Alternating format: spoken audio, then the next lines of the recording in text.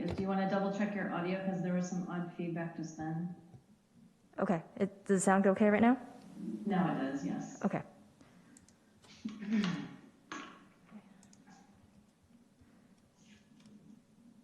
Is Adam stuck in a waiting room?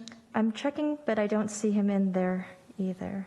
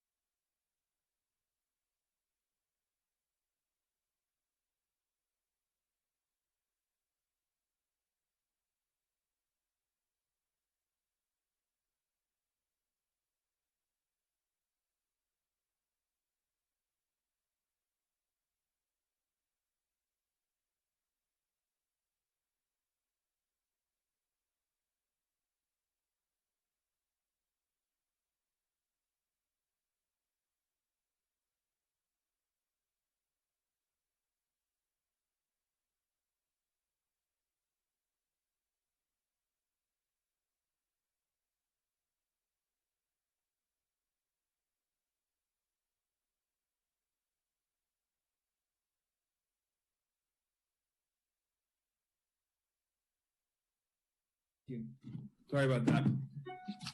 No worries. Several of us spectator tonight instead. No, join us.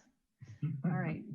So several of us had challenges with that. So I know Crystal will work on that with the team. So without further ado, good evening and welcome. I call to order the January 25th, 2021 City Council Successor Agency to the Redevelopment Agency Housing Authority regular meeting. Would you all please stand and join me in the Pledge of Allegiance? I pledge of allegiance to the flag of the United States of America and to the republic for which it stands, one nation, under God, indivisible, with liberty and justice for all. Thank you. Are there any changes to the order of the agenda this evening? No changes from staff this evening, Madam Mayor. All right, thank you. So at this point, we'll move to council communications and announcements. Council communications and announcements are brief items from members of City Council regarding upcoming events in the community and correspondence that they have received. They are informational in nature and no action will be taken on these items at this meeting. Council members report on subcommittees, regional boards, commissions, and committees. So are there any reports this evening?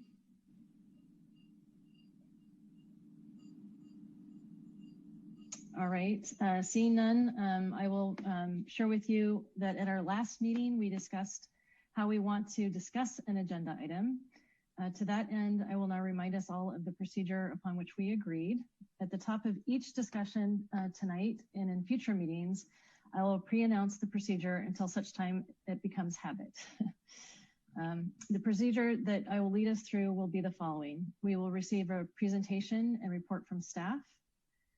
I'll remind everybody as to the discussion procedure, which will be followed by questions, public comment, council comment, and discussion. Then I'll entertain a motion, call for a second, any further comment for those wishing to do so, and then finally roll call. So are there any questions on that? Great, okay, and hopefully I captured the sentiment of your wishes. So if not, I'm sure you'll give me feedback. All right, so with that, we can move on to public comment. Persons wishing to address the City Council on matters not on the posted agenda may do so. Each speaker is limited to 2 minutes. If the item you are speaking on is not listed on the agenda, please be advised that the City Council may briefly respond to statements made or questions posed as allowed under the Brown Act. The City Council's general policies refer items to staff for attention or have a matter placed on a future City Council agenda for a more comprehensive action or report and formal public discussion and input at that time. Crystal, do we have any members of the public wishing to comment at this time? Yes, it does look like we. I see one raised hand, but I cannot identify. There you go. Sonia Elks, looks like you're our first speaker. You should be able to unmute yourself at this time. Excellent, thank you. I wanted to reiterate my request from months ago to pilot a slow streets program in San Carlos. Pandemic is stretching out. Our kids are suffering. Our schools are not able to open because we don't have the necessary, all the parties are on the same page. And, there's schools, it's really hard on our kids right now. And online learning is not conducive to physical activity, to getting outside, to socialization, to mental health. And so schools can't open. It's even more important than ever that we open up some of our streets, close it through traffic, and just push the cars that are speeding on small streets to the bigger streets where there's more of them together. So close periodically on streets like smaller streets like Elm or Eaton or Carmelita, different streets around the community. We still don't have high traffic. We just need to push our streets, our traffic temporarily to the bigger streets, the small amount of traffic that we have, and let these other streets open up for more space for walking and getting outside and getting our kids outside. Skateboarding, scooting, biking, rollerblading. There was just, I just read something that there were 17 suicides in Orange County among their school, and they ended up reopening because the mental health crisis is growing. So I'm going to bring that up at the 2x2 meeting this Friday between the schools and the City Council. And I really, whatever you did to pull strings to make that downtown Laurel pedestrian mall happen against all odds, if you could do the same thing for our streets, that would be terrific. Whatever help I can provide, just let me know. Thank you. Thank you, Sonia. Thank you, Sonia.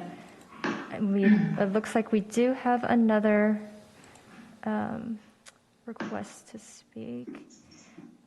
Caller with the phone number ending in 793. You should be able to unmute yourself at this time. You should be able to unmute by pressing *6. Oh, there you go. Hi, this is Bruce Nagel. Can you hear me? Yes, we can. Thank you. Okay. I understand this evening you're considering a study session in regards to reach codes. And in that case, I'm hoping that you'll be considering having electric vehicles as part of the reach code. There is an example that has been done by the Peninsula Clean Energy and Silicon Valley Clean Energy as an example for you to work from. And I think it's key to the future of our civilization that we get as many cars out of gasoline and into electricity as possible. And the key issue on the REACH code is the fact that we want to make sure that there's charging available within people's homes, especially in multi-family homes. So I'm hoping that you'll be looking at that. And I also want to make a comment in regards to the last speaker, and that is that one of the major things that we look for in any transportation plan is to get people out of their single-use cars and into other vehicles. And what she was describing in terms of complete streets or slow streets is really key for that. I happen to be privileged to live on a complete street, and there's a lot more bicycle traffic on it than there was previously, and a lot more walking. And I think that that's key for you being successful in regards to your transportation policies. Thank you. Thank you, Bruce. Thank you. And I don't see any other hands raised at this time. All right, thank you. Thank you, Crystal. So we'll move on to item 6, the consent calendar. Do we have any council members who wish to pull an item from the consent calendar? Madam Mayor, I need to pull item D, please. All right. Thank you. We'll pull item D. Any other items to pull? All right. I'll entertain a motion for items A through C and E through F. I'll move that items A through D and F be approved. A through C. Isn't D what you pulled? Oh, I'm sorry. A through C and E and F. Do we have a second? Okay. Second. Through the chair, we actually do have 2 ordinances that need to be read. Their titles need to be read for items E and F. I was on mute for that one then. Sure. I will move that items A and B, and then C, which is adopt a resolution supplementing resolution number 2020086 of the City Council to consent to the issuance by Silicon Valley Clean Water of refunding bonds to refund a State Water Resources Control Board loan. And item item E, adopt ordinance 1568 amending San Carlos Municipal Code Title 5 Business Taxes, Licenses, and Registrations, and Title 18 Zoning Ordinance to update specific sections pertaining to regulations relating to child care facilities and to comply with state law requirements. And item F, adopt ordinance 1569, adding chapter 2.36.030 electronic filing system to the San Carlos Municipal Code, approving electronic and paper methods of filing campaign finance disclosure statements. Second. All right, thank you. All right, any further discussion or comment? Crystal, can you please call the roll? Okay. Councilmember Collins? Yes. Councilmember Dugan? Yes. Councilmember Rack? Yes. Vice Mayor McDowell? Yes. And Mayor Parman Lohan? Yes. All right, thank you. All right, at this time, we'll take a report from staff on reports to council COVID-19. Madam Mayor, did you want to do item D and I'll recuse myself from that? Yes, thank you. Yes. Thank you for the reminder. Thank you. I need to recuse myself because I live within the boundaries of this project. I live too close to be able to vote on it. So I will drop off now. Thank you. All right. Is there anybody wishing to discuss this item, or if not, I'll take a motion. Sure. I'll move to adopt a resolution approving a professional services agreement with Consolidated CM Inc. in the not to exceed amount of $697,928 to provide construction management and inspector of record services for the fire station number 16 replacement project C9823, and authorizing city manager to execute and amend the agreement as necessary for additional services within the project budget. Okay. Thank you. All right, Crystal, can you call the roll, please? Councilmember Collins? Yes. Councilmember Dugan, Yes. Councilmember Rack, Yes. and Mayor Parma Lohan. Yes. And I will let Vice Mayor McDowell know to come back.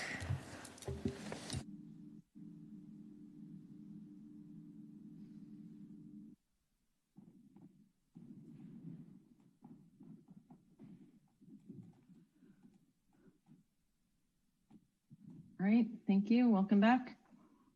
All right, so the next item is agenda item 7, reports to council to receive an update on the coronavirus COVID-19 from staff.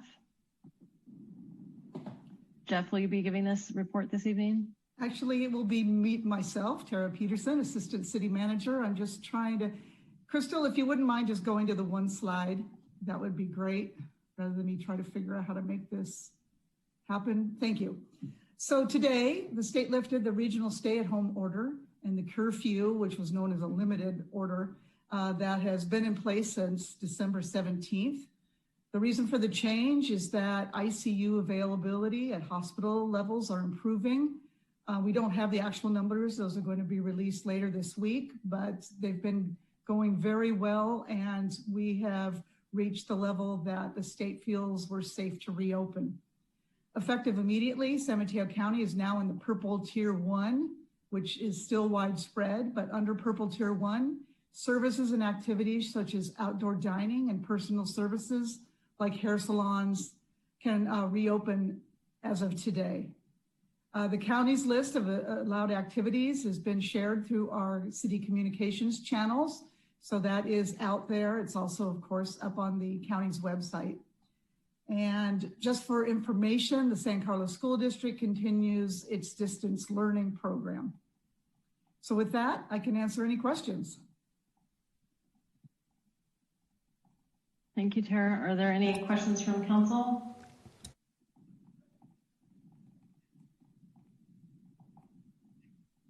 All right, seeing none. Crystal, are there any comments from the public? No, I don't see any hands at this time. Okay. All right, thank you, Tara, for the update. You're welcome. All right. So the next item is a public hearing, consideration of introducing an ordinance amending the San Carlos Municipal Code Section 1504080, Title 24, Part 6, California Energy Code with appendices, and Section 15.04.125, Title 24, Part 11, California Green Building Code Standards Code, CalGreen, to meet greenhouse gas emission reduction goals. We'll start off with a report from staff, which will be presented by Adam Lokar, with support from Chris Valley, Farahad Faramand, and Rafael Reyes. Then we'll take questions, public comment, move to close the public hearing, call for a motion, second, and council comment discussion. Well, hang on a second, you got that wrong. So let me try this again. All right, we'll take the presentation, then we'll take questions, public comment, council comment discussion, entertain a motion, call for a second, and then further comment, then roll call. So Adam. Great, thank you. Let me see if I've got, Crystal, do I control the screen or should I? Yes, that's you moving. Okay, great, thanks. Well, good evening, members of the City Council. My name's Adam Lokar. I'm a management analyst in the City Manager's Office, and I'm here today to introduce an ordinance for your consideration to adopt an all-electric reach code, amending the state building codes to achieve greenhouse gas reduction goals. So some background on this topic, the state adopts new building standards every 3 years. At any time, cities can adopt reach codes that amend the state building code in order to promote electrification and achieve other climate action goals. The transition away from fossil fuels to electricity acts to reduce our greenhouse gas emissions as an increasing amount of our electricity comes from renewable sources. Right now, Peninsula Clean Energy provides 90% greenhouse gas free electricity, and natural gas has no renewable alternative. And so if we're acting today to transition our buildings to be all electric, that can help us achieve aggressive greenhouse gas reduction goals, like the state goal of reducing emissions 40% by 2030 and 80% by 2050. So staff, we brought forward an ordinance at the October council meeting that was not introduced, and council provided us with some direction. So to summarize kind of what an all-electric reach code does, it requires all new construction be all electric, and then identifies kind of exceptions to that rule. The second thing it does is it requires buildings that aren't already required to have solar to have rooftop solar, and it has additional requirements for electric vehicle infrastructure readiness beyond what is already required in the state code. Any amendment to the energy code, which is for those first two components, requires us to prove to the California Energy Commission that those amendments are cost effective. And so there are existing cost effectiveness studies that we rely on when crafting these policies.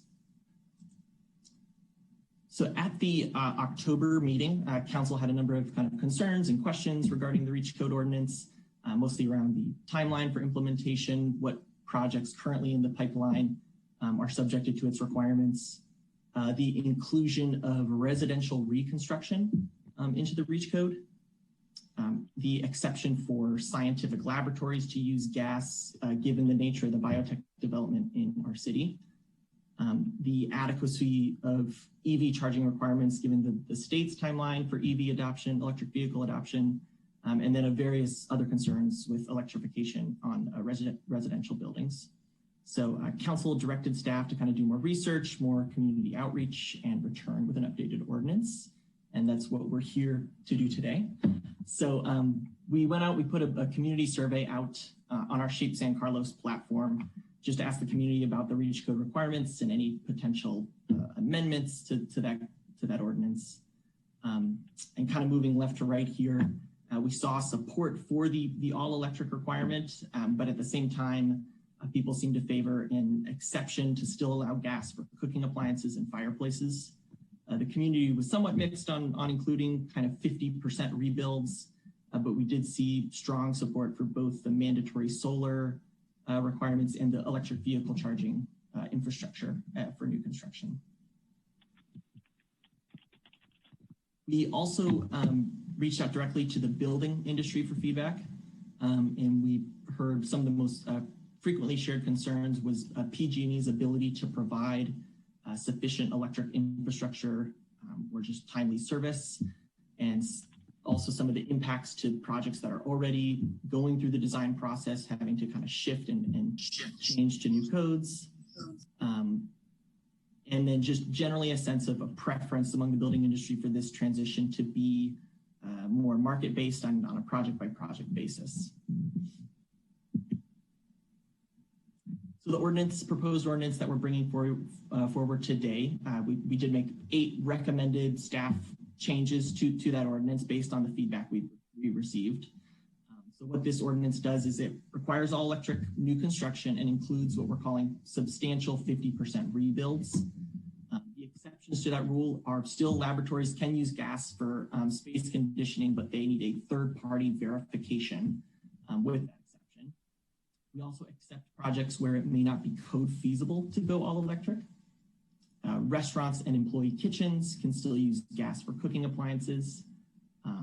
Projects that have received entitlements through planning would be exempt from the all-electric requirement, and residential cooking appliances and fireplaces are still allowed to use gas. The ordinance also requires mandatory solar for new construction of high-rise multifamily and non-residential buildings at the 2 watts per square foot. And then it has increased electric vehicle readiness for the new construction, electric vehicle charging readiness for all building types in new construction. So like I said, we have 8 staff recommended changes, and I'll kind of go each through one of these individually. The first recommendation we're making is a slight tweak to the multifamily EV charging requirement. The original ordinance required 50% of units have access to an electric vehicle charging circuit. This adjusts it so that all the units have access to an EV charging circuit, but that they can share one circuit between 2 units. The second recommendation is to include an exception for mechanical parking systems to the EV charging requirements. There's just not a lot of good available products on the market right now for this. The third recommendation we're making is to create an exception for the EV charging requirements for 100% affordable housing units for any costs above $400 per unit. And this is just to ensure that affordable housing developers keep costs below a certain threshold so that they can maintain access to financing. The fourth recommendation we have is to add a third-party verification requirement for the scientific lab exception. So if a developer wants to use this exception, they have to get third-party verification that an all-electric design is not cost-effective or technically feasible.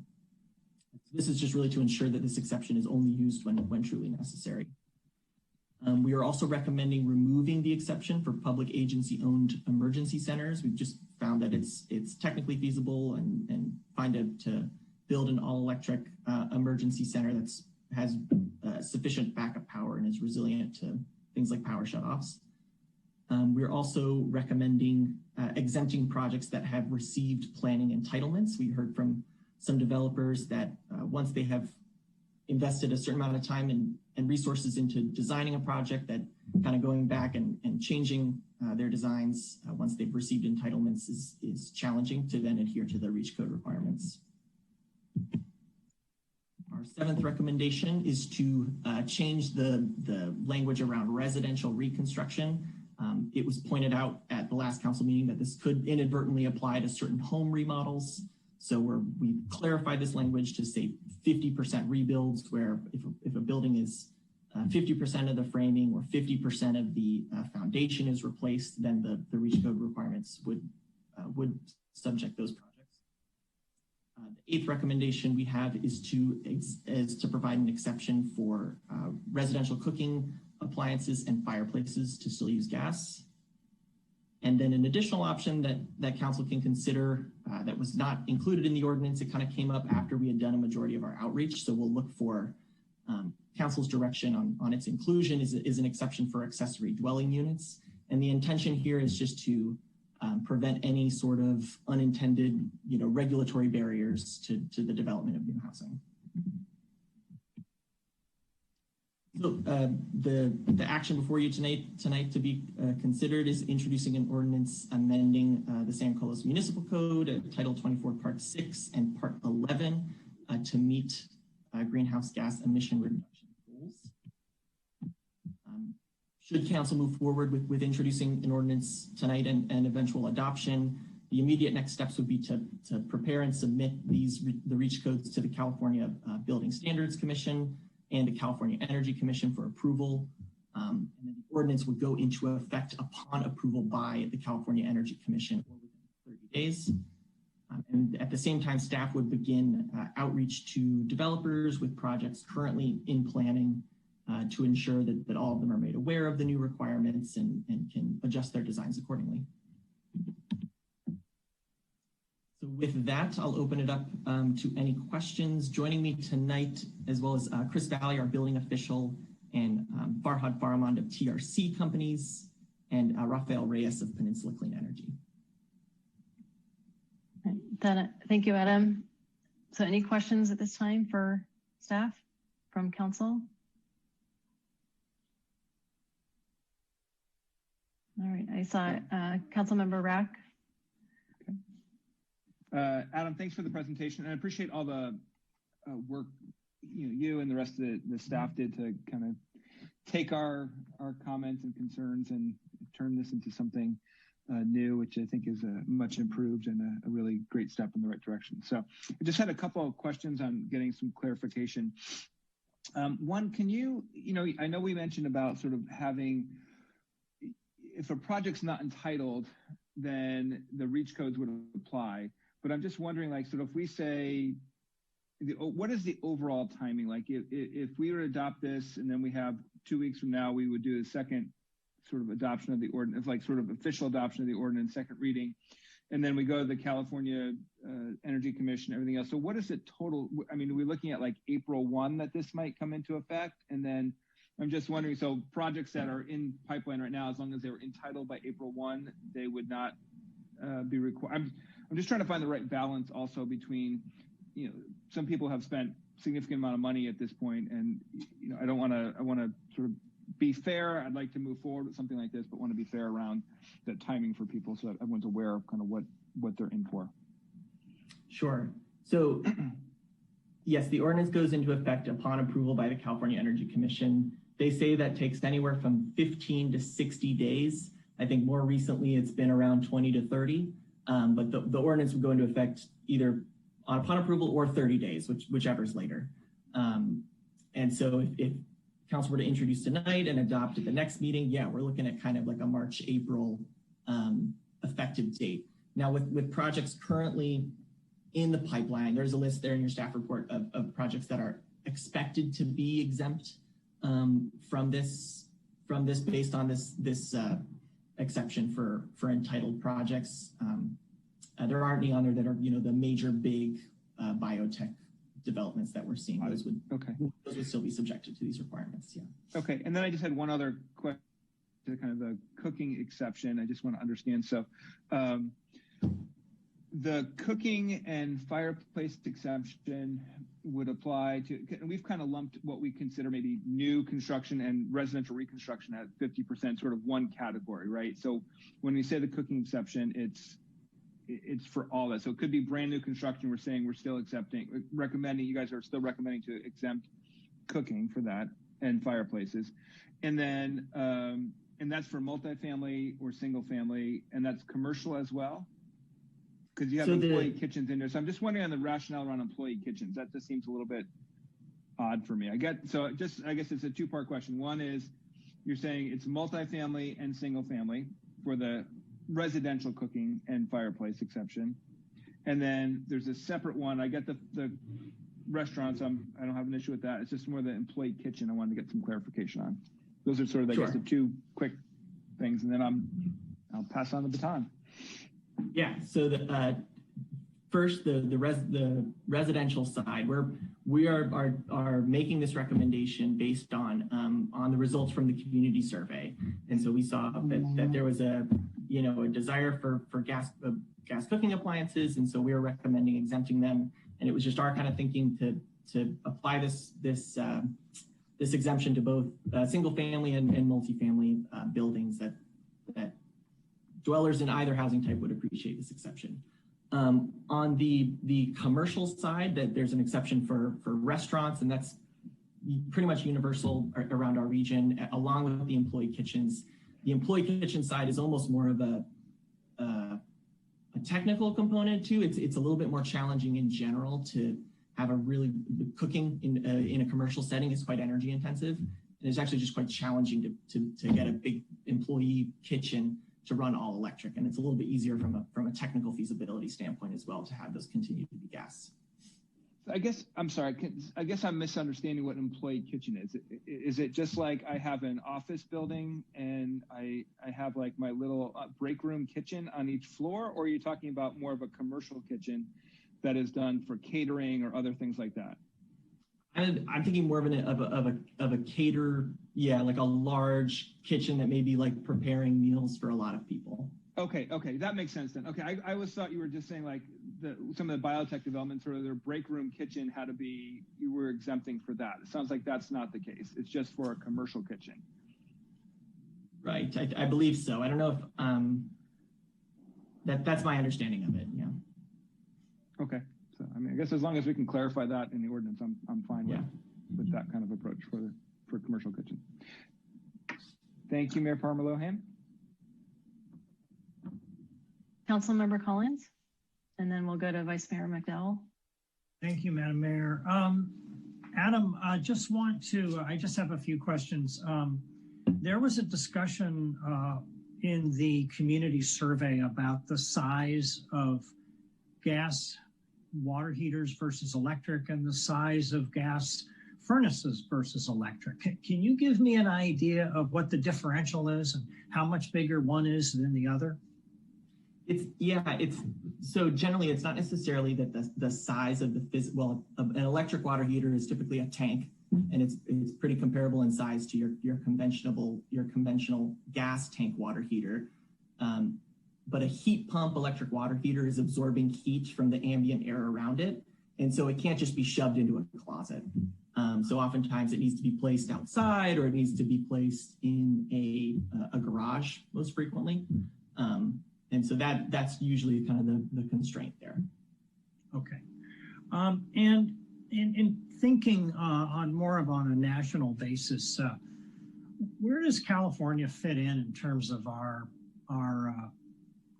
the level that we've advanced in REACH codes? Do you have an idea of how we compare to the rest of the states in the country? Are we in the middle of the pack? Are we ahead? Where are we? We're probably number one. I go to Farhad. I don't know if yours are probably more in tune with this, but I'm going to go on a limb and say we're towards the top. Okay. No, that's what I wanted to know. And then when the staff report says that the state updates its building codes every 3 years, where are we in that 3-year cycle?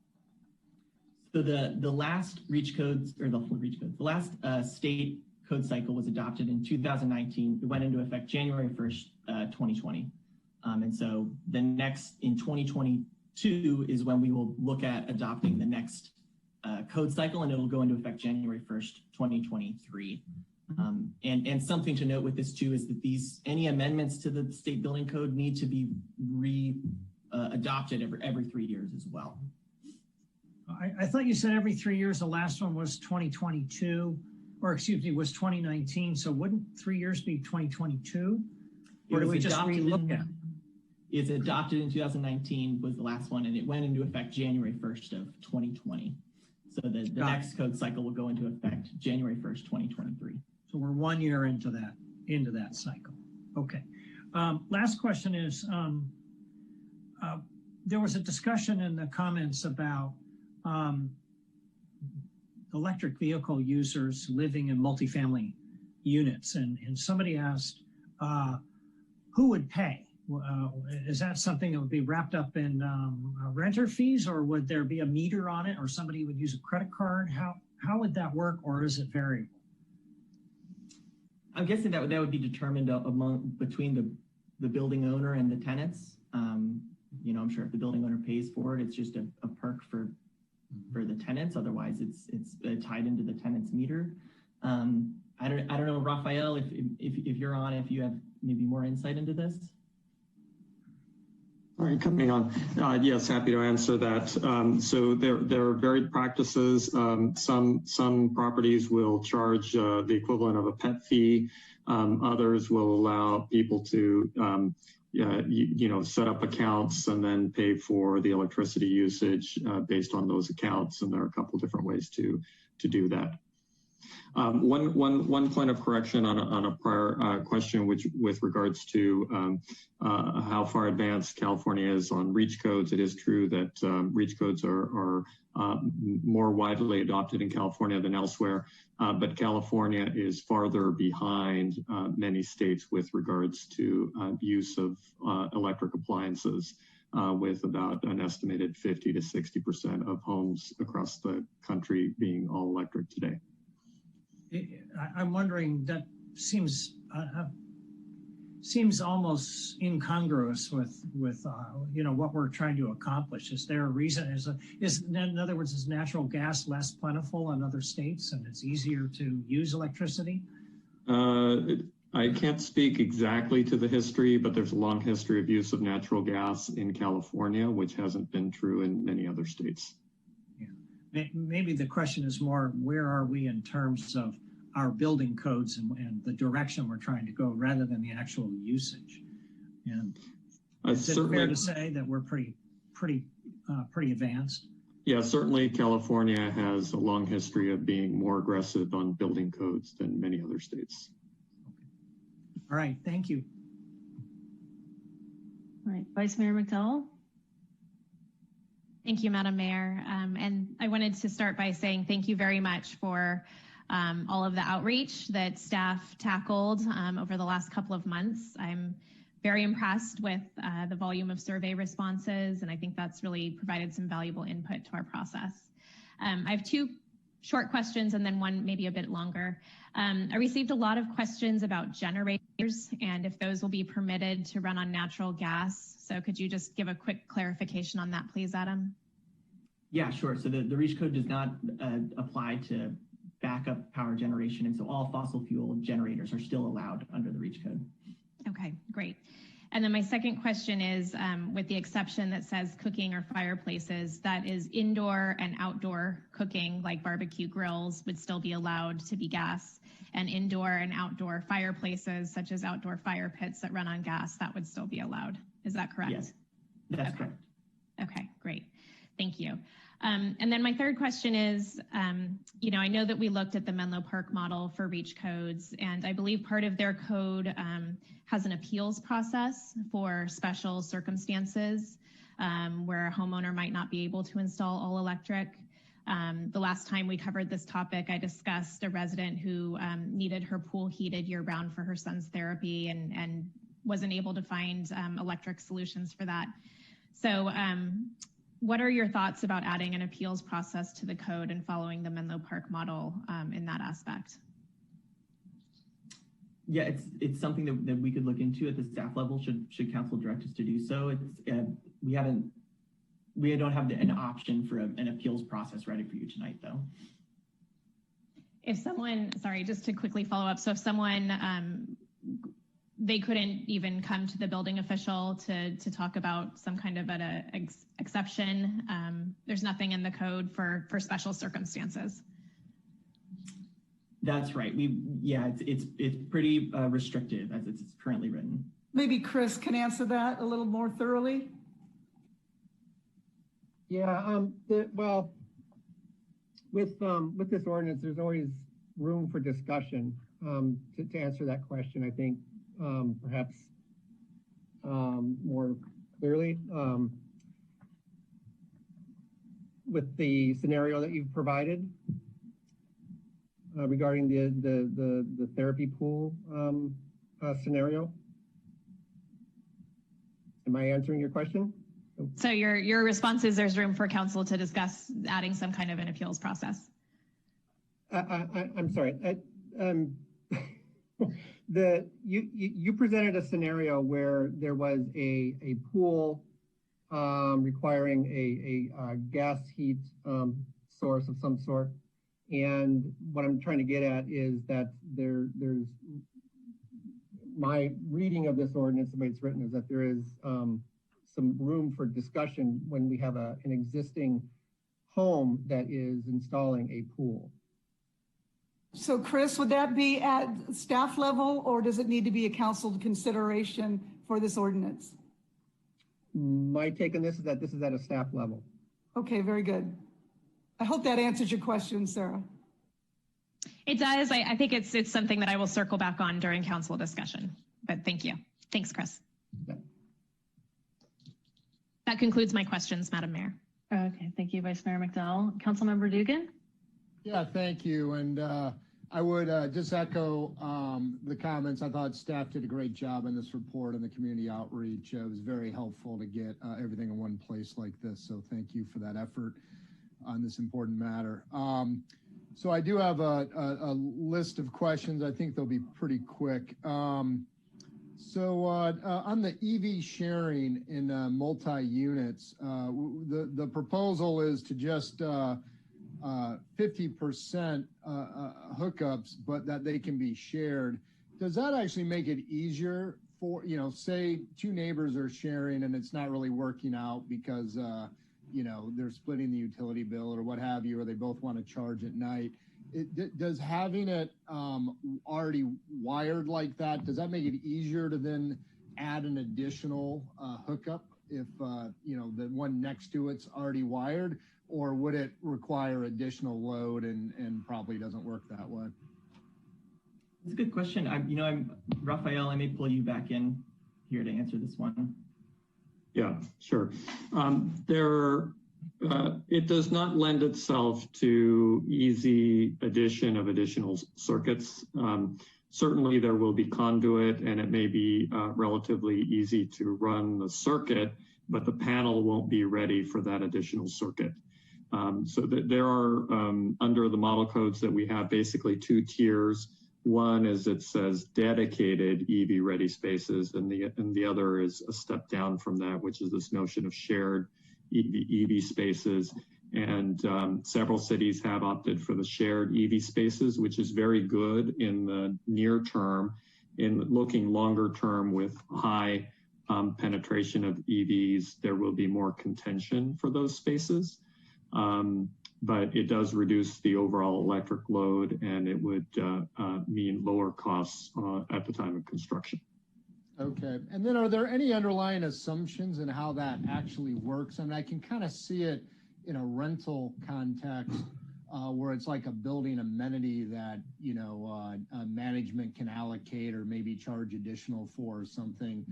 But how does that work in a condo context? It just seems like, you know, first come, first serve. I mean, it just seems like an unlikely assumption that half the units want it and half don't, and that's all going to work out. I mean, how will that actually play out? Yeah, well, that's a good question. Certainly, it would be something that an HOA would need to establish some rules. And we're treading, to be perfectly candid, we're treading new ground here with regards to the approach on EV charging access. You know, again, the higher level, if you will, model has all residential units have access to a dedicated space, and this is a step down. It's meant to be a floor. So if a builder comes and says, you know, I'm building a high-end condominium and this isn't going to fly for my Tesla owners, I'm going to do something higher. They still have that as an option. You know, a builder who's, you know, looking ahead to those issues can make that decision. I see. So think of it as a floor. Okay. With the mechanical parking systems, I would just say in my last couple of years on the Planning Commission, it seems to me, given our parking ratios, that nearly all multi-unit residential in town is now using these mechanical parking systems, which I initially was pretty skeptical on, but they are proven technology and they do work over time. I now understand. But we pushed on that because it seemed like they were being used as something of a you know, a way not to end up wiring for EV. And I'm not sure where I'm at on allowing that as a blanket exemption from EV wiring, because I think that will hit nearly all of the parking for nearly all of our future multi-unit facilities. So I think we need to take a hard look at that.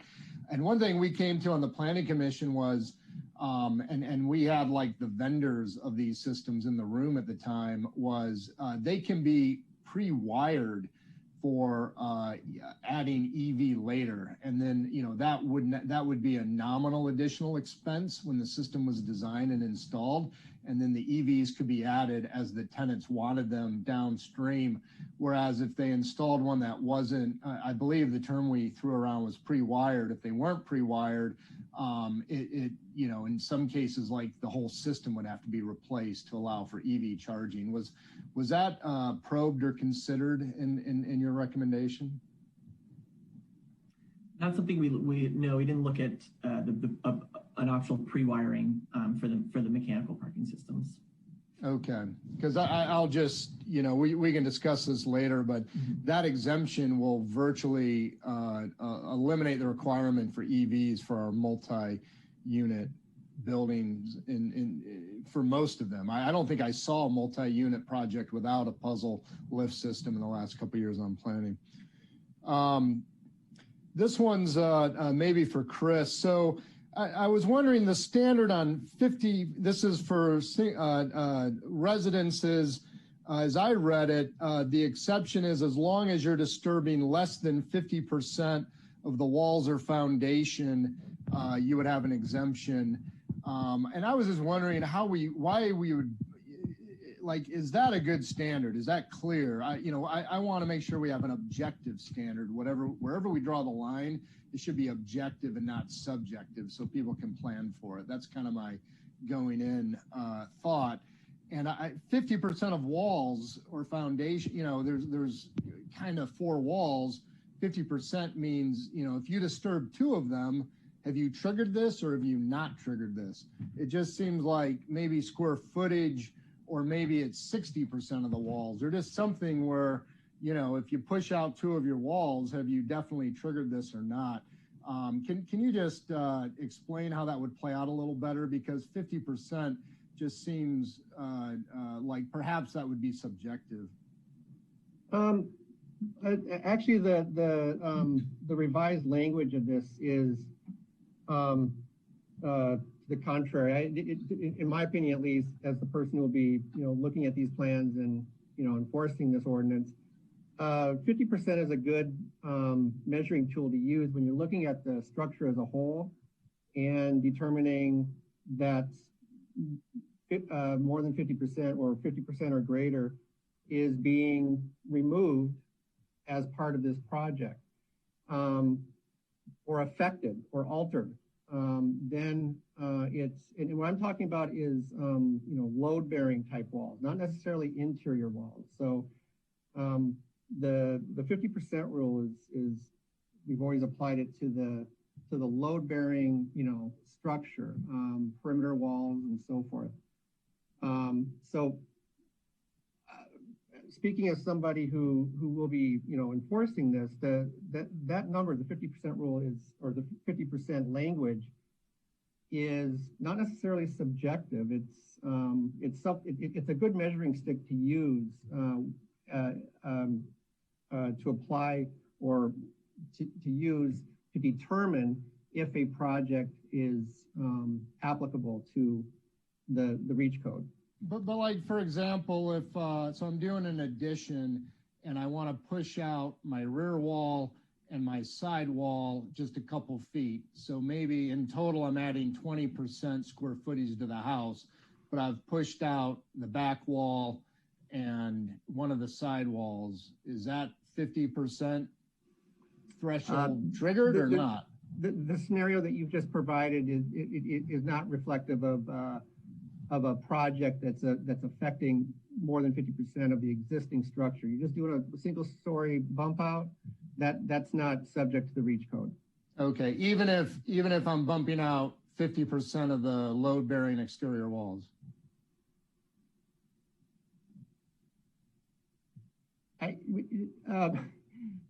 Councilman Duggan, we'd almost have to kind of dig into a set of plans here for me to, you know, fully get a clear idea of what type of project you're trying to describe here. You know, again, we have to look at the 50% rule as you know, how are you affecting the existing structure? If you're not affecting the existing structure and you're adding, again, a certain amount of square footage out the back of this house, you know, you're not affecting the roof or anything like that, then there's a strong likelihood that the project that you're describing would not apply to the REACH code. Okay, well, I appreciate that. The reason I'm pushing on it is it does feel like a subjective element such that you could be well into the planning process, have spent a lot on architecture, and still not really know if you're triggering this or not. Wouldn't it be clearer if we just tied it to whether or not you're adding, you know, and I don't know if 50% is the right answer, but just tie it to square footage. If you're adding or disturbing more than X% of square footage, wouldn't that be more objective and more easily defined?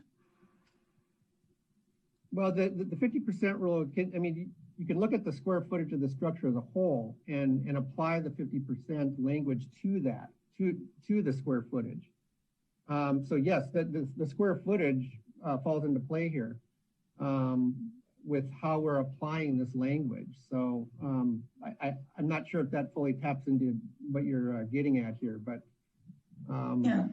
Chris, if you don't mind, maybe I can add on to that when you're done with your thought. Go ahead, Lisa. Just that this wording is very consistent with the wording that the planning department utilizes in the zoning code for determining when something is a new home, new construction or not. And so this determination is typically made very early on in the process with the planning department collaborating with the building department. And so we've been utilizing this 50% threshold for quite some time. We have the applicants actually measure out the demoed walls on the plans and show us, you know, that threshold. So I just want to add that. Thank you. I see. So that's already something of a bright line that we operationally use. And what else does it trigger and is 50% otherwise meaningful in our planning process? It would be the determination if it's a new residence and requiring review by the Residential Design Review Committee. I see. Okay. Yes. So this is the threshold we already use to determine if it's considered new construction in our process or not. Yes. Okay. All right. No, that helps. That helps. I'm glad Okay. we're not striking this out from scratch. Okay. And then I just, so for electric vehicles, I saw for single family and ADUs, our chart said that one level 2 charger and one level 1 charger would then be required. And am I reading that right? It's only if you have a single family and an ADU, then you would have to have 2 chargers, and one would be 220 and one would be 110. Am I reading that right? Sorry, no, that's just single family. ADUs are exempt from the EV charging requirements if they don't have a dedicated parking spot. But a new single family home would require one level 2 EV ready circuit, and that's per the state baseline code. And the reach here is the additional level 1 circuit. Okay, so I'm sorry. So it says both one level 2 and one level 1. So what does that mean exactly? Sure. It equates to what it physically looks like in a garage is one 240 volt circuit and outlet. It looks kind of like a dryer outlet, and then an additional household outlet, 110 volt outlet for the option of an additional electric vehicle if you have one. And the thought here is it's not that much different, but what a garage is going to have anyways. But just to ensure that there's an additional outlet there for a second vehicle. I see. Okay, so every single family would need basically 2 chargers, but one of them's just a 110 level 1 and not a big deal. That's the thought. That's it. Yep. Okay, that helps. Thank you. And then finally, I'm back in attachment 6 to the report, and this is just cost effectiveness of the proposed measures, which I think is a really important perspective on all this, obviously. And I just want to verify. So in all cases, this report says that building all electric is less expensive than building than construction that includes both electric and natural gas. And that's intuitive. Installing 2 systems probably is more complicated. But I just want to be clear: is there an assumption here that there isn't already a gas hookup? I'm just wondering if these numbers change. If we're talking about a single family residence that's over the 50%, so we're treating it like new construction, but it already has gas to the site. Is the assumption here when we declare that electric's quite a bit cheaper, is that you would also have to pay for a new gas hookup from PG&E? Is that kind of part of this assumption that concludes the all electric is dramatically less expensive? Yes, from the cost effectiveness studies, a big part of the savings. A big chunk of it is from foregoing the gas connection entirely. Part of it's the connection with PG&E, the metering, but also just the plumbing of the gas lines, the exhaust of the fumes, all of it taken together. Foregoing that gas connection represents savings. Okay, so I think it is just useful to note that if there's already gas to the site, these numbers are closer together. Yeah. Farhad, I'm sorry, yeah. I don't know if you had something to add there. Yeah, so I've performed some of the cost effectiveness analysis. Good evening, council members. And I just want to note that we looked at situations for City of Palo Alto where they did already have a gas hookup that upgrading in some situations, the material may need to get upgraded depending on the location. But we looked in situations where it was already upgraded, and even then we still found it to be cost effective with a narrower margin. We also performed this analysis for detached ADUs, which also has a narrower margin between, it reduces that upfront cost savings that you would have by avoiding gas infrastructure altogether. However, we do still achieve cost effective outcomes. Okay. All right. Thank you for that. And this is probably for you as well, Fahid. But so the 30-year utility bill savings, this chart confused me a little bit because, you know, it's this is a demonstration of the savings of 30 years of all electric versus 30 years of electric and natural gas. But now there's negative numbers in there. So I just want to understand, this chart is trying to say that in all cases, all electric is cheaper over 30 years.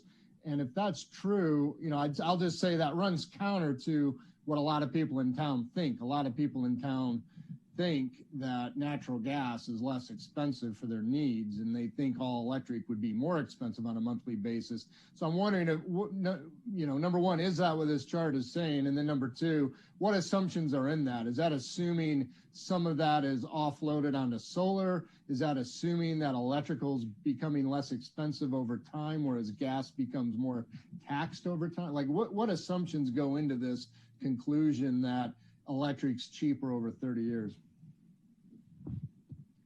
Hey, Farhad, do you want to take this one as well? I think you're probably better set up for it. And you're muted, by the way. Thank you. Yeah, so no, that chart, I believe it should state that in some situations it is less expensive. So I'm just going to bring it up here. Yeah, so I think for the retail, what you're seeing is that last column on the right, which would be utility bill savings. Okay, so the negative numbers on this chart are actually saying electrical will be more expensive correct. Over the years. Okay. For the operational costs, correct. Okay. Okay. And are there any assumptions in that on, you know, is that basically a projection of the spread between the two costs today? Are there any assumptions on like electric getting less expensive over time?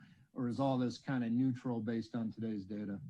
We used general rate case filings to the extent that that information was available from the investor-owned utilities.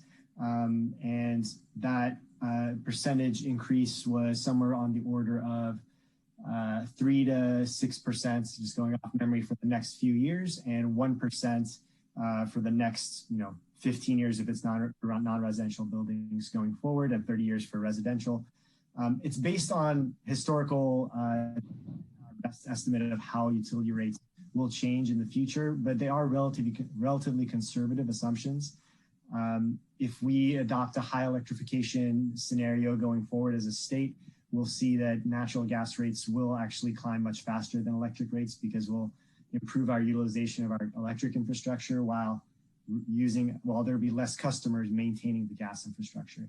So I will just say it's pretty much neutral between the two fuel types at this point, based on historical data. Okay. Yeah. I mean, that's I guess this chart is saying over 30 years, a single family house that was all electric would cost $2,500 more than natural gas. So, I mean, $2,500 over 30 years is basically nothing, right? That's an extra $83 a year. And that is not people's intuition. Most people think all electric is a lot more expensive. So I just that passes your common sense analysis that electric is only $80 more a year. Yeah, Councilmember Dugan, just want to do a check-in with you. We're about 2 to 3 questions per council member, and I just want to kind of see where you are in your line. Yeah, fair enough. This is the last question, yeah. And I think it's an important one on single family costs over time, yeah. And Councilmember Dugan, if I may, so one of the reasons that may be counterintuitive for some people is most people think about the older resistance electric technology, which uses, frankly, a very large amount of electricity to generate heat. But heat pumps, which are the current technologies widely used in other locations, but less so in California, are about 4 times more efficient than gas counterparts. So gas utility rates are more favorable, but the efficiency is actually more favorable on the electric appliance standpoint. And that's something that many people in California are less familiar with. Okay, and that's particularly true in a temperate area like ours. That's right? Exactly. Yes. Yeah. Okay, very good. Thank you. Those are all my questions. All right, thank you very much, Councilmember Dugan. Really great questions from everybody. I really appreciate it. I know this is lots of variables and contexts that need to be considered in this REACH code. Just a quick question with respect to, I noticed in the packet that there was a remark that 28% of greenhouse gas emissions are generated by buildings in San Carlos. That's the estimate. With the REACH code in its current form, can staff please comment on what the relative impact would be if this REACH code were adopted, assuming council doesn't make any changes to staff recommendations? Sure, we don't have an exact number for you tonight on what that impact would be, but should council adopt a REACH code, we would incorporate this action into our climate mitigation and adaptation plan, at which point we would quantify it to see what extent this action gets us towards our greenhouse gas reduction goals. Maybe as a reference, the City of Redwood City recently adopted a REACH code and updated their climate action plan and found that the REACH code would decrease their natural gas consumption about 15% by 2030, I believe. And that's a similar REACH code as the one we're presenting tonight. Thank you so much, Adam. Appreciate that.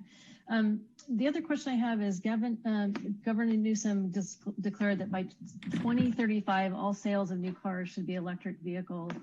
And I'm wondering if the proposed REACH code puts us on a path to be able to accommodate that eventuality, or with what's in here could potentially serve as a roadblock. So I don't know, maybe if that's a Raphael question or Adam. It's certainly intended to put us on that right path. I think part of the reason we're incorporating this first recommendation, at least around sharing and making sure everyone in multifamily units has access to charging, is that every person who moves into, whether it's a single family home or a multifamily home, has access to charging and has the capacity to conceivably purchase an electric vehicle and charge at home, which is where we expect most charging to take place. Great. Thank you so much, Adam.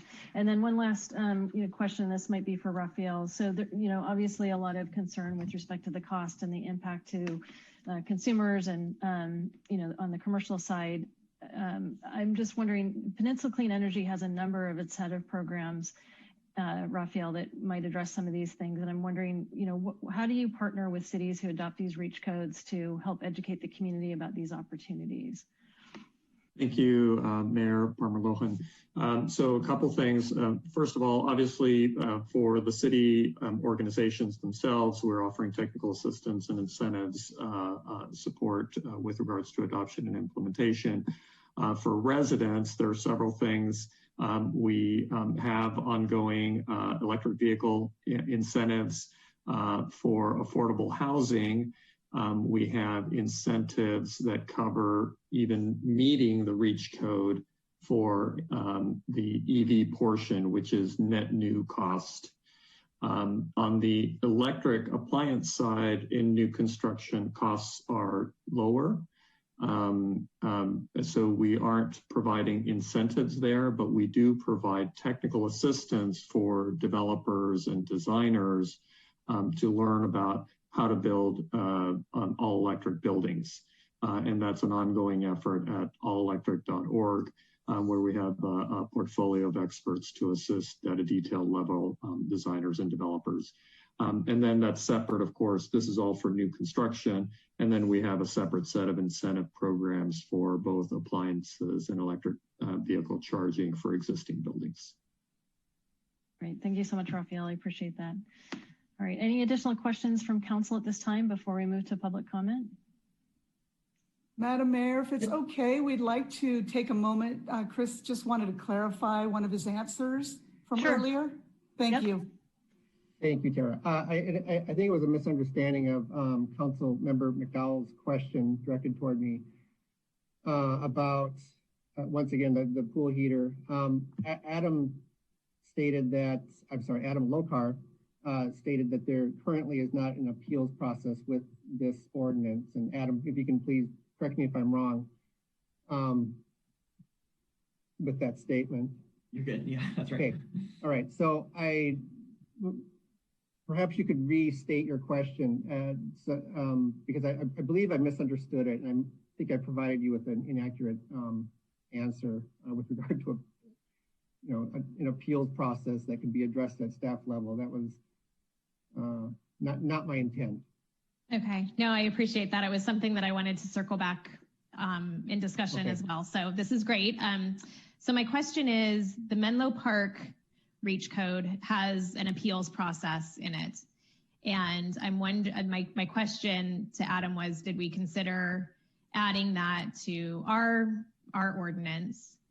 And if we didn't, I'm just a little concerned about, how we would deal with situations like the one I mentioned with the pool for therapy, where there's these, outlying, not common requests, to be exempt from this ordinance for, extenuating circumstances, and how we would deal with it. So number one, copying the Menlo Park model for an appeals process, and number two, without that, what would we do? I could handle that a little bit. There are some other cities have included more broad general infeasibility exceptions with similar language with what you're using. That in extenuating circumstances, they can apply for an exception to the building official. If they meet the intent of the REACH code, that kind of nature. Generally at the staff level, we looked at those and kind of shied away from them because they're quite broad. In general, I think there was concern that it may be difficult to determine exactly which instances they're appropriate and which they're not, but there are those solutions out there. Councilmember McDowell, I think I might be able to add to the discussion here on the appeal issue.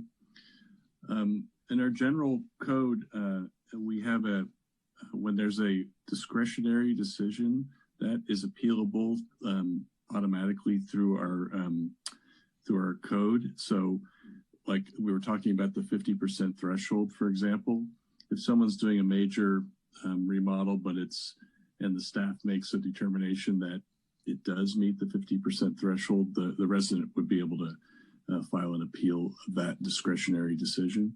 When it's a ministerial decision, which I think is what you're talking about, does this pool meet the requirements of the California Energy Code and the standards that are in there?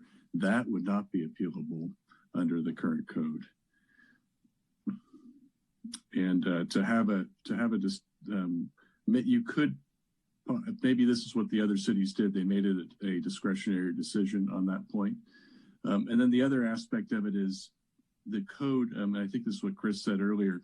The code only takes effect when we have that 50% standard implicated. So if there's a hypothetical where someone says in their current home, hey, I have someone with a disability and I need to add a therapy pool in my backyard, and they want to put gas in, if they're below the 50%, they would still be able to do that. It's just the cases where somebody is over 50% that they might not be able to have a gas heater on their swimming pool or spa. Okay, thank you. I think I'll bring this up for discussion with my colleagues. Thank you.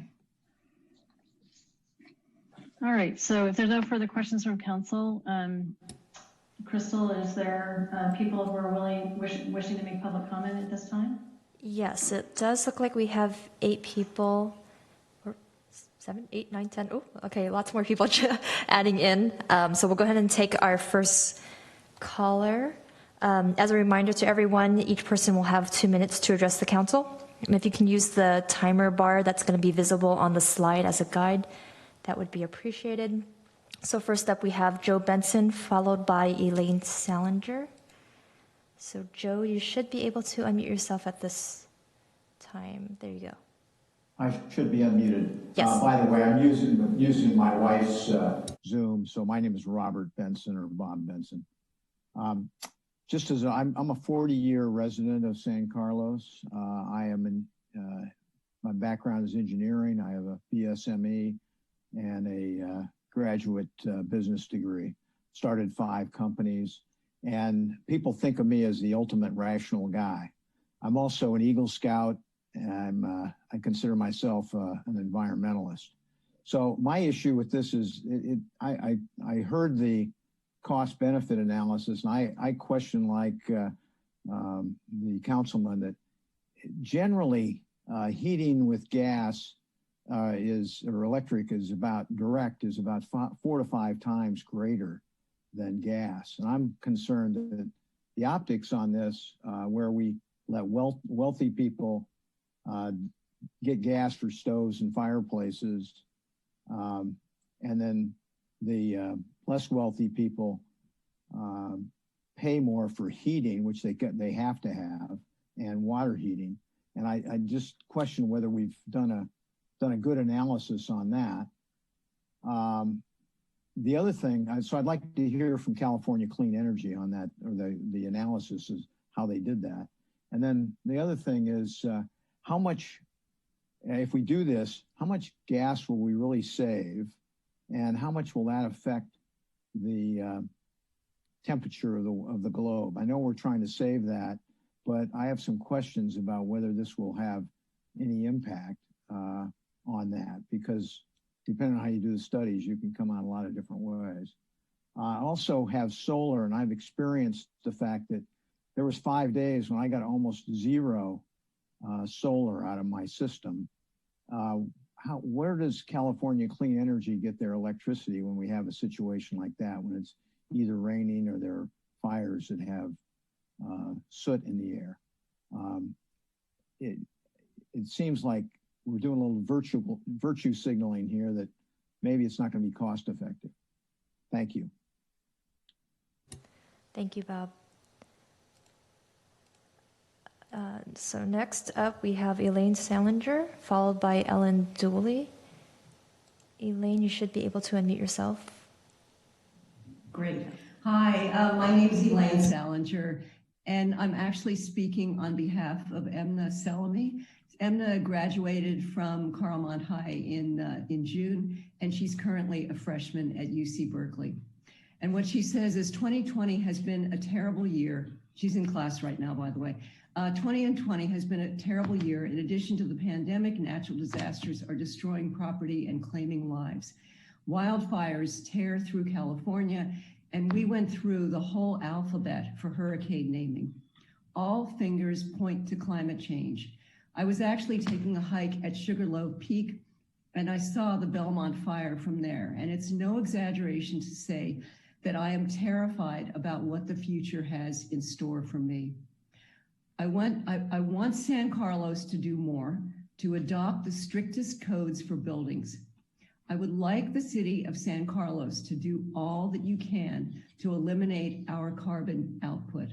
I want to see clean energy being used in all future buildings. No gas, only clean energy. Any carbon emission is inexcusable when we have the technology to eliminate it. She goes on to say, recently it's been very hard to express how powerless she feels. With a tempestuous climate that can conjure up a perfect storm that rips us out of our homes and takes lives without discrimination, combined with corruption in our federal government that prefers to sit by idly while millions suffer. Hopefully with the new administration that will change. It is a heavy knowledge that our people will grow up into a world of punishment, that there is no end to it. I feel sometimes to be a sinner in the hands of an angry God, firmly in the clutches of an omnipotent force I can do little to fight back against. When I see my city doing all it can to ameliorate the climate crisis, I can't thank you enough. Thank you so much for your time. Thank you, Elaine. Thank you, Edna. Crystal, thank you. Ellen Dooley's up next? Yes, Ellen, followed by Kay Goforth. So Ellen, you should be able to unmute. Thank you. Thank you, Madam Mayor and council members. There are a lot of great improvements in this revised REACH code, and I appreciate all the time, all the energy that the staff devoted to working on this. It's quite complicated, as we're seeing, and I appreciate that they got back to us in January as promised. My only issue with the revised code is exception 4, which allows gas ranges and fireplaces in residential buildings. We know we have 10, actually 9 years now to mitigate the worst aspects of our crisis. To that point, should we really allow gas stoves and fireplaces simply because A, we prefer them, and B, because they emit a smaller percentage of greenhouse gas than space and water heating? Keep in mind that with the RHNA requirement of 2,700 new dwelling units that will begin to be built in 2023, all of those you're saying will have gas infrastructure. And we know what gas does in earthquakes and fires. And just today, Santa Cruz County was evacuating people because of the flooding and mudslides that are expected after those burned areas are now just dirt. So we're seeing climate change accelerated everywhere. And there's also the health side of the equation, where children that are in families who cook with gas have a 42% greater chance of developing asthma. One more way to look at this, would you spend $15,000 on a gas stove and fireplace, because that is basically what it costs to run a gas line into a new home, and that doesn't include the cost of the appliances. I think we're human. I know we're human, and we do adapt. I just look at the past year, and I know we can learn to love induction stoves just as much as gas. So I strongly urge you to remove this exception completely. But if removing it in terms of major remodels is too heavy a lift, then please put in a sunset date of 1 year and spend that year educating our community. Let's all get up to speed on what changes we need to make to keep our planet healthy and ourselves healthy. Thank you for your leadership on this issue, and I hope you'll consider what I and so many others are saying. Thank you, Ellen. Kathleen? Okay, Kathleen next, and then Lucia Sanchez. So Kathleen, you should be able to unmute. Okay, can you hear me now? Yes. Okay, great, thank you. My name is Kathleen Goforth. I'm a resident of San Carlos. I've already submitted written comments to the council, and I support the comments that Elaine and Ellen made just now. I won't reiterate everything I said in my letters, but I would like to emphasize, from my perspective as a scientist with over 40 years of experience in the environmental field, that electrifying our buildings is an absolutely critical step in the fight against the climate crisis, and time is truly of the essence. We've already seen an extraordinary increase in the magnitude, intensity, and duration of wildfires and extreme weather events. And make no mistake, this trend is driven by climate change.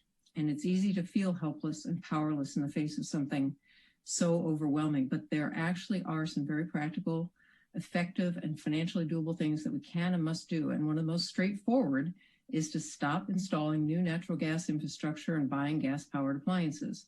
Natural gas is a fossil fuel that's making the climate crisis worse. And here in San Carlos, we can power our buildings with greenhouse gas-free electricity and make our homes healthier and our communities safer. The most logical place to start is with new construction and major rebuilding projects as proposed in the REACH code that you're considering tonight. And so I urge you to adopt a robust REACH code and resist the temptation to load it up with exceptions that would reduce its effectiveness. And on the subject of exceptions, I notice that exception number 2 seems to give the building official a lot of discretion to grant modifications for an applicant who has a need that can't be met with an electric appliance. So I wonder if that would address Councilmember McDowell's earlier question. Thank you. Thank you, Kathleen. Lucia? Lucia, you should be able to unmute. Okay, thank you very much. Can you hear me, please? Yes, thank you. Yes. Okay, obviously it's not Lucia Sanchez. That's my wife's Zoom account. This is Christian Besha. I know many of you because I've been in front of the council for other issues around housing with Good Growth San Carlos. So I am also a signatory to the letter urging the council to eliminate exception 4 that allows an exception for gas stoves and fireplaces in new residential construction. It seems like an unnecessary exception or loophole, if you will, in moving us forward to begin to realize the benefits of the climate benefits and the economic benefits of all electric infrastructure. I also want to put a face on what the process of maintaining a gas infrastructure is, because I live on Cedar Street, and for the past 3 months, the PG&E has been basically replacing the infrastructure. And so for the last 3 months, it's been pretty incessant instruction. First, they've torn up the street. Then there was construction to replace the main, then replace the laterals, which involved breaking up the sidewalk. Then coming back to replace the sidewalks. They have yet to repave the street. That's the next step. So both the disruption, the noise, the cost is significant, even if we're not paying it directly. I have no doubt that it shows up in our rates.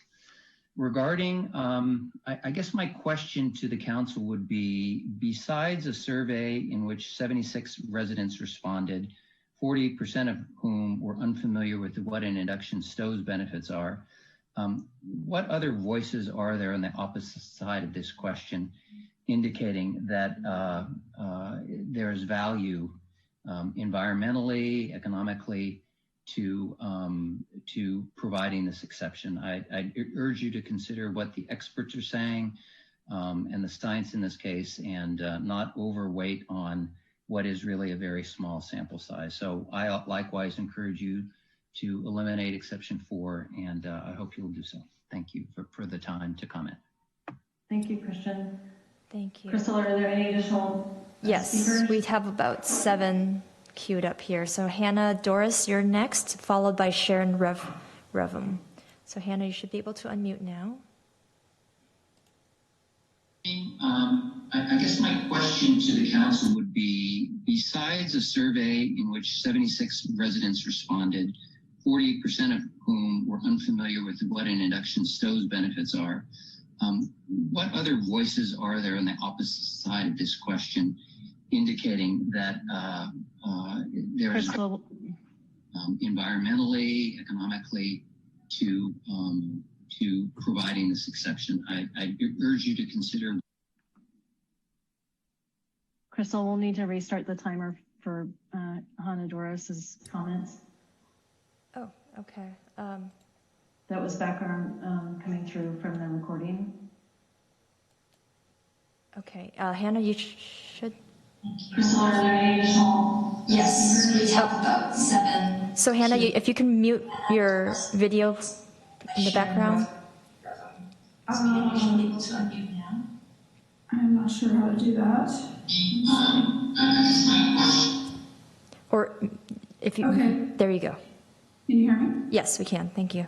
Okay, great. Thank you. This is my first time commenting to council, so thank you for the opportunity. My name is Hannah Doris. I'm a resident here in San Carlos, and I really want to appreciate the council and staff for addressing this really important opportunity of reach codes for our city. I want to really underscore how urgently I feel we need the most stringent reach codes possible. I'm speaking as a resident tonight, but I've been working on climate issues and since 2013 full time, and my main focus has been on the impact on communities. And even with that background, I have to admit that I was really shocked by the severity of the impacts we faced this summer here in San Carlos with extreme heat, smoke, and threat of fire while already facing a COVID pandemic. And I just want to underscore that this is truly an emergency, and that emergency is much more important than cooking preferences for individuals and conveniences for remodelers and developers. It's clear that the climate crisis is worsening at a rate that is just really alarming. And there really is no way we can address these risks without changing our energy sources. Those who question the effectiveness of reach codes in reducing carbon emissions are misinformed. This is one of the most important actions council can take to protect your constituents. I'd like the council to consider the severity of the climate emergency we're currently experiencing, as well as the increasing risks that are going to continue to rise through our lifetimes and beyond, to please close the loopholes and exceptions in this proposal. Our personal preferences cannot be more important than protecting the full community from the severe threats we're already experiencing here and throughout California. Just our local fire risk alone merits the most rigorous climate mitigation measures. We're really asking you to protect our lives. Thank you. Thank you, Hannah. Thank you, Hannah. Sharon, you're up next, followed by Robert Whitehair. So Sharon, you should be able to unmute. Hi, my name is Sharon Revem. I'm an architect living in San Carlos, and I want to commend the staff and council on the refinements that you've been working on with this REACH code. I don't agree with all of the exceptions that are being considered, but I've given written statements to all the council members about the thoughts that I have on that. What I'd like to focus on is the cooking in fireplace exception, and the fact that by allowing that, it would have a bad impact on the community and the occupants. It requires that the infrastructure be provided, and all of the things that go along with that, including the fact that it's going to be a stranded asset in the future. And it also leaves in place the two items that have the highest impact on human health, cooking in fireplaces in a home. And for those two reasons, the stranded assets and the health and safety issues, I really think that this exception has no place in a strong REACH code. And I encourage you to not allow that exception. The California building codes are going in this direction, but it's a much more laborious act to change the whole state's code. That's why individual communities can make a difference with these REACH codes, because they can act more quickly and agilely. We have to each do what we can do. We have to do our parts. And frankly, this is a really low-hanging fruit for the climate action plan that the city is committed to. So I strongly encourage you not to allow the exception for cooking in fireplaces. Thank you. Thank you, Sharon. Thank you. Robert Whitehair, you're up next, followed by Peter Hartzell. And Robert, you should be able to unmute. There you go. Thank you. Honorable Mayor, members of the council, I really appreciate the opportunity to speak tonight before you. I'm speaking on behalf of myself and also on behalf of Sustainable San Mateo County, of which I am vice chair. I applaud two things that you've done in your proposed ordinance. You have allowed for sharing of parking spaces on the EV load. That's a very good thing to do. And I applaud the fact that you have removed the exception for public backup generators. Thank you for allowing, I guess, instead batteries. Thank you for removing those two exceptions. If you do adopt the REACH code, you will join 41 other cities in the state, most of which are here on the peninsula.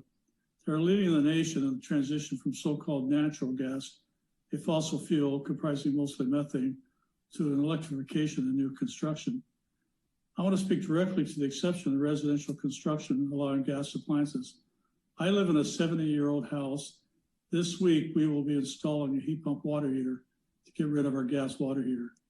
For the last year, my wife and I have been cooking with electricity, both for our stovetop and for our oven. Our house is 70 years old, as I mentioned.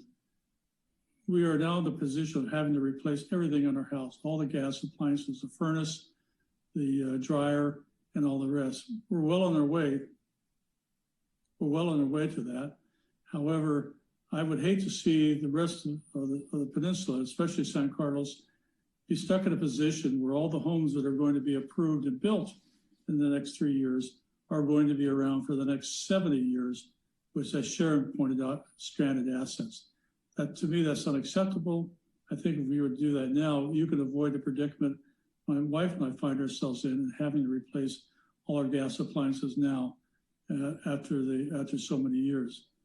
There are many options available that allow you to go all electric, and PCE and the others have told you about those. We have been adopting those, taking advantage of the PCE retrofit program. Please avoid that problem for the future of San Carlos residents by not giving exceptions to gas fireplaces and gas cooking at this time. I do appreciate your time and thank you very much. Thank you, Robert. Okay. Next we have Peter Hartzell, followed by Brian Ponte. Oops. Peter, you should be.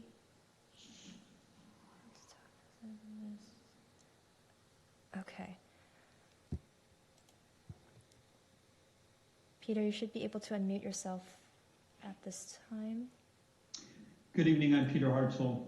I'm a 14-year resident of San Carlos and live at 418 Ridge Road. Thank you very much, Mayor Palmer Lujan and council members.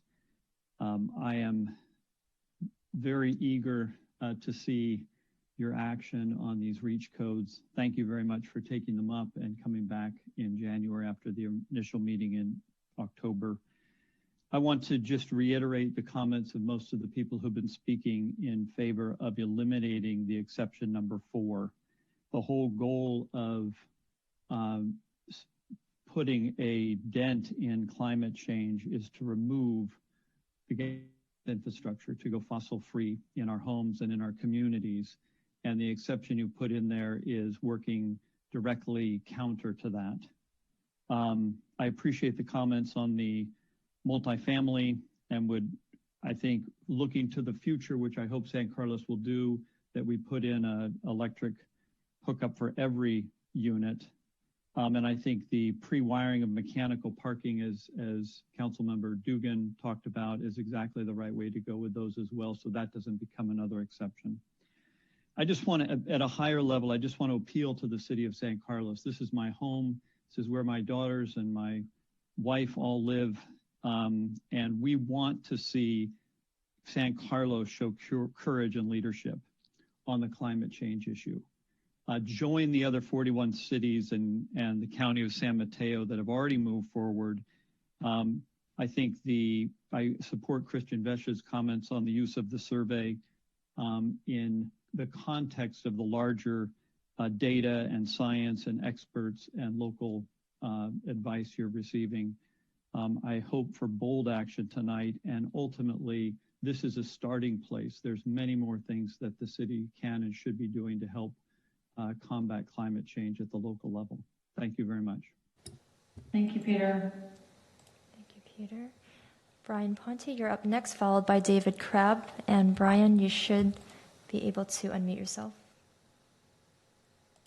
Good evening, Mayor Palmer Lujan and members of the City Council. My name is Brian Ponte. I'm a long-term resident of San Carlos. Thank you for bringing this item forward. It's well needed and long overdue, and thank you to City Manager Maltby and his staff for the recommended changes. Although the ordinance might not please everyone, it is a good compromise and places the interest of San Carlos residents up front. And I think one lesson we've learned and need to incorporate into all public policy is the question of the concept of compromise at all levels of government, and what better place to start than here in San Carlos. I support exception number 4.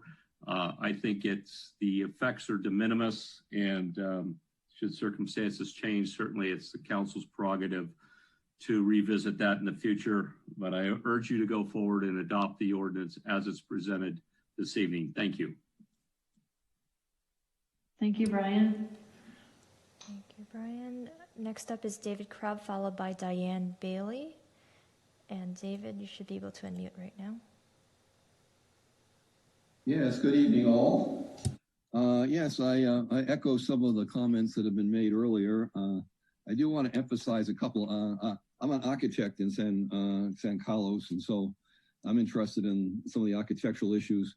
Number one, I think on that sharing the electric outlets in a multifamily development, I think is a bad idea. I think they need to be individual for some of the reasons that were discussed earlier when Mr. Duggan brought up the question.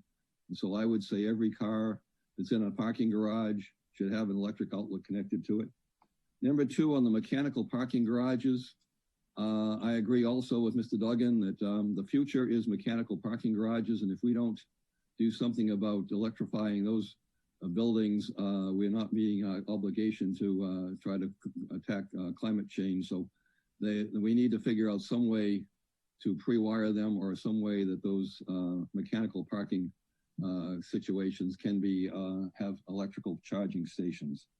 I'm concerned about the recommendation by staff to accept affordable housing from the requirements of the REACH code. I actually am involved with affordable housing. I've designed many affordable housing units. And most housing units, at least if they're standalone and run by a nonprofit, actually would prefer to go these days with the best energy efficient building they can. And I doubt if you're going to have much resistance from them in terms of the cost of adding solar on the roof and electrifying the building. So I think you should eliminate that exception entirely. And last but not least, on the entitlements, I think entitlements should be when the building is getting ready to go to construction documents. In the design stage, you can still revise it for all electric. Once you're in construction drawings, then maybe you make an exception. Thank you. Thank you, David. So we have 6 in the queue. Just as a status update, Diane Bailey, you're up next, followed by Dashiell Leeds. So Diane, you should be able to unmute. Good evening, Mayor Parmer Lohan and council members. My name is Diane Bailey. I'm with Menlo Spark, a community climate action group, and also the Campaign for Fossil-Free Buildings in Silicon Valley, with 34 groups working together to phase out fossil fuels in our homes and buildings. It's been a really long road here with this measure, and so I'll keep it brief. We strongly support this REACH code for building electrification, as well as solar and EV charging infrastructure. This is really the biggest single action that the city of San Carlos can take to address the climate crisis this year. The staff proposal is excellent, particularly the adjustment to the EV charging side of it, providing access to all for new apartment dwellers. I hope that you'll also consider narrowing some of the exemptions, as many other speakers have discussed, especially around cooking with gas, since this presents a significant health hazard. We propose some alternative language in our comment letter, and I hope that you can take a close look and consider some of those options. I urge you to adopt the strongest possible REACH code this evening. You'll be in very good company, as other speakers have mentioned. 20 of your neighboring cities here in Silicon Valley have taken similar action: Redwood City, East Palo Alto, San Mateo, and the county as well. I really appreciate all the hard work that's gone into this measure. Thank you so much. Thank you, Diane. Okay, up next is Dashiell, followed by Suzanne Emerson. So Dashiell, you should be able to unmute. There you go. Hello, my name is Dashiell Leeds, and I am the Conservation Assistant for the Sierra Club Loma Prieta chapter. We're in strong support of the REACH code tonight, and we hope that Council makes a motion to remove Exception 4 for gas cooking in fireplaces in residential buildings. The impact of this exemption is more than just one appliance. This exception would allow for the gas pipeline network to be expanded in San Carlos, which presents some really serious issues. We know that gas pipelines leak. They leak methane into our homes, and they leak as gas is transported. These are called fugitive emissions, and when taken into account, they make methane gas just as bad, if not worse, than coal. Gas pipelines, as we know, are also vulnerable to fires and explosions, especially during earthquakes. We also know that just with the regular use of a gas stove in a home can present a serious public health issue. Just 1 hour of gas cooking can lead to levels of indoor air pollution that would be illegal if recorded outside by the EPA.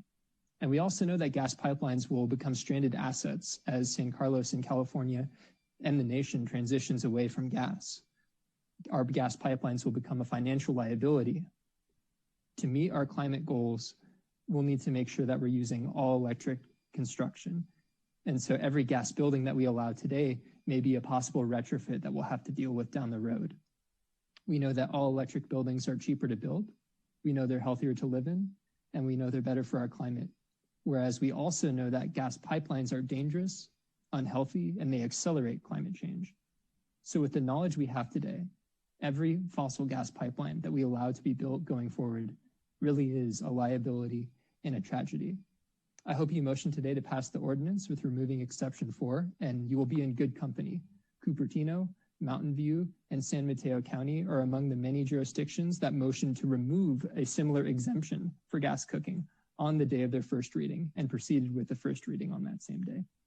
And if you're unwilling to go that far, I hope that you at the very least sunset this exemption. Thank you. Thank you, Dashiell. Thank you. Suzanne Emerson, you're up next, followed by a caller with the phone number ending in 793. Suzanne, you can unmute. There you go. Thank you. This is Suzanne Emerson. I'd like to start by thanking City Council members and staff for all the hard work you guys have been doing on this over the course of time. The one ask I have today is that you look at the cooking and fireplace exception and scale it back to apply only to single family projects, if at all, not applying it to multifamily projects. In the surveys and the outreach that were done, the only justification that was provided for applying this exception to multifamily units was that it was a demand in the market for gas cooking. And given the severity of the climate crisis, having renters or condo purchasers want gas stoves, I don't think is sufficient to justify running gas lines to our multifamily projects. In previous meeting, I talked for 2 whole minutes about the effects of burning gas inside our homes and the indoor air quality problems that it creates.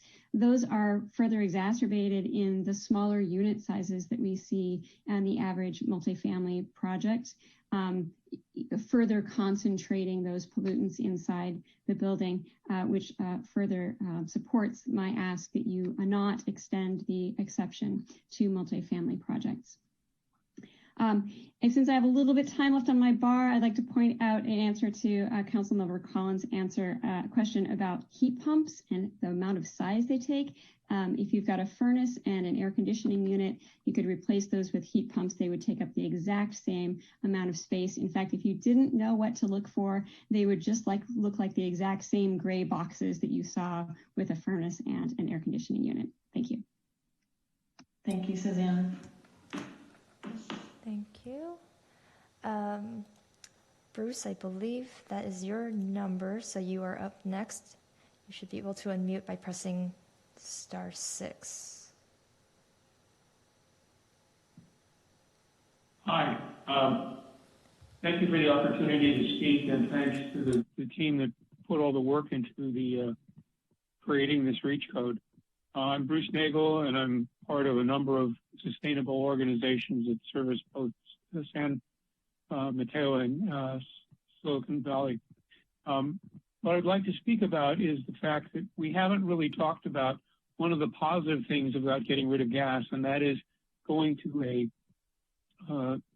the induction stove.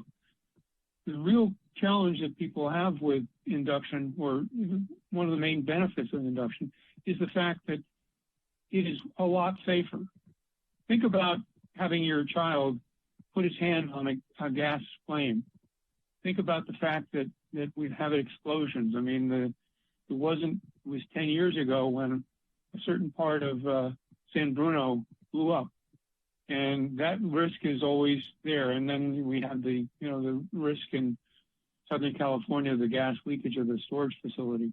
So I think that there's a lot of reason to get rid of gas for safety reasons. And by the way, you're going to be forced to have a better cooking facility. 90% of the people that try induction cooking go with it. So I think that looking at this, you have health issues, the issues of safety, and by the way, you get a better cooking facility. Warms food up faster, is easier to clean, doesn't put out pollution and gases, and the cost is coming down. The last thing I saw was that if you go to IKEA, you can buy a 4 burner top for $600, and if you want a single burner, it costs you $50. So we have ways to do this. The costs are coming down. It's the right thing to do, and it will really address interior and safety issues, especially given the fact that we've had some dramatic presentations of what can happen when things go wrong. Thanks again for the opportunity to speak. Thank you, Bruce. Thank you, Bruce. Crystal, are there any more? Yes, we do have two more ready to speak. Sonia Elks, you are up next, followed by David Tusman. Oh, Sonia, I think I just lost Sonia. Oh, no? Okay. Sonia, are you able to unmute? Yes. Okay, thank you. I wanted to echo the other callers who would like to support the strongest REACH codes that you can pass. The only point I want to add to that is that sustainability and earth friendliness doesn't advocate for itself, and often neither does human health. And those both require people to advocate on their behalf. We essentially need advocates who advocate for health and sustainability, even against our own convenience interests, against our own sometimes cost interests. Sometimes we have to go against our own interests for these two categories that do not have their own advocate. That's all I wanted to say. And I encourage you to pass the strictest version that you can of the REACH codes. Thank you. Thank you, Sonia. Thank you. And looks like our last public commenter is David Tusman. You should be able to unmute yourself. Hey, can you hear me? Yes, thank you. Hey, my name is David Tusman. I'm a resident of San Carlos. I live near downtown. I want to thank the council members and staff for pursuing this. I think it's a really important and smart plan for our future. I want to ask that the council and staff temper the requirements on EV charging ports per home, and Councilmember Dugan and the other commenter were considering the benefits, pros and cons of requiring for multifamily to have one port capability per spot. And I asked to kind of think about the balance and incentives that we end up setting when we present the opportunity for every single home to have 2 EV cars or something like that. So I do believe that having the EV charging is a very good goal. But it's important to remember, as one commenter also mentioned earlier, that single occupancy cars, even if they're electric, are still significantly less energy efficient than mass transit, the buses and trains that we have in our town that hoping to expand in the future as well.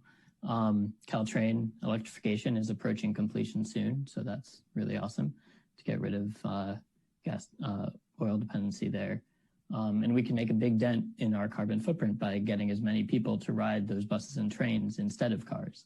However, the more EV charging ports required of a home, the more we deepen that incentive for residents to refuse public transportation and stay in their cars. The cost and opportunity of each of those charging ports will make it more attractive for someone to buy a new car that they can put in that charging port. And then they've already sunk that cost, and they have that opportunity presented from that new car that just makes it less and less attractive to choose public transit instead.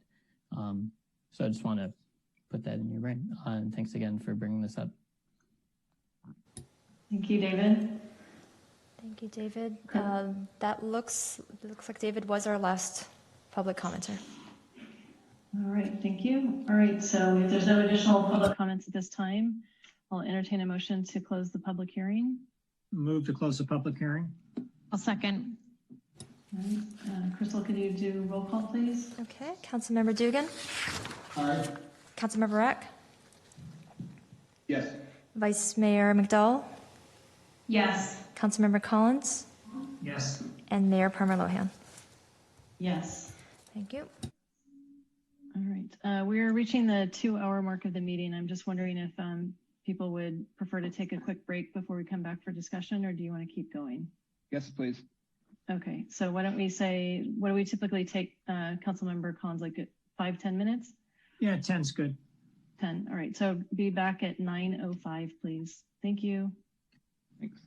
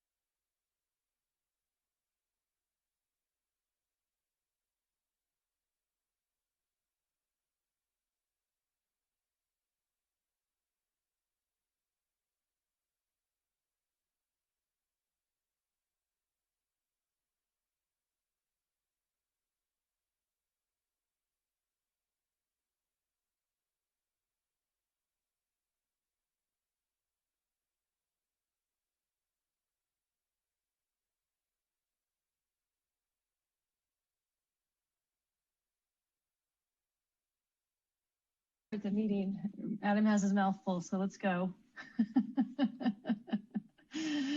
All right. So at this time, I think we move to council comment and discussion. So I think we'll go by hands raised. Who'd like to start us off?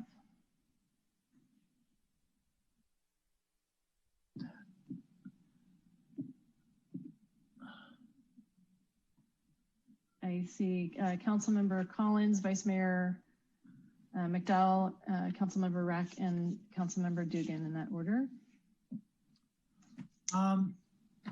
Madam Mayor, I'm wondering if we should have a discussion on the exceptions, or do you want to just hear our thoughts at this point, or do we want to talk about our feelings on the exceptions to the REACH codes before we sort of dive in on? In other words, maybe take everybody's temperature on how they feel about the exceptions and where they stand on them as sort of a first pass. It's just a thought I had. I want to see how everybody else feels. Right. Well, I do appreciate that this is a very technical, complicated document. So, Greg, just want to check in with you to see if there's any rules of the road that you would recommend that we follow here. Yeah, the issue that I see from a legal standpoint is tonight we're introducing the ordinance. So I would like to make sure that the record's very clear on whatever the council decides to do. Because of the discussion, I've been looking at Menlo Park's exceptions, just for the edification of the council. The two exceptions, one is allows for what amounts to a review. It's not quite an appeal, but it looks like a review as part of their process for feasibility. So if someone can establish by substantial evidence that they cannot comply with the standard, then there's some relief built into their code. And then the other is a waiver request that is designed to deal with what I'll call civil rights issues and disability issues, that there's a process for a waiver if someone can establish that they cannot comply with the ordinance for those types of purposes. So those are things that you can add tonight if the council decides that that's something they'd like to do. Staff will, in order to comply with the clarity issue I talked about earlier, staff would be reading that language into the record because we don't really have that before you, if that's something the council would like us to do. And then when we bring it back to you for adoption, you'd have the actual language in front of you.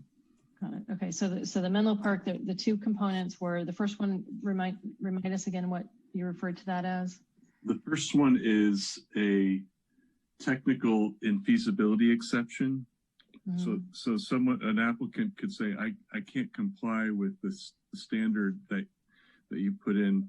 And I think it's sort of open-ended because there's circumstances might be very rare for that to happen, but it gives somebody an opportunity to be able to make that argument with the building department. And then the second one is to address people with disabilities or other or religious or other reasons that they might need to have natural gas as a heating source for their uses. Okay, so I'm wondering if maybe we take the second one first to address Vice Mayor McDowell's concern that she brought up. And then Ron, could we then maybe come back to you, just because Greg is opening it with these two exceptions, if you're comfortable with that, unless you had something. I didn't have any, grand plan about how we do it. I just was putting it out there for feedback. Got it. Okay.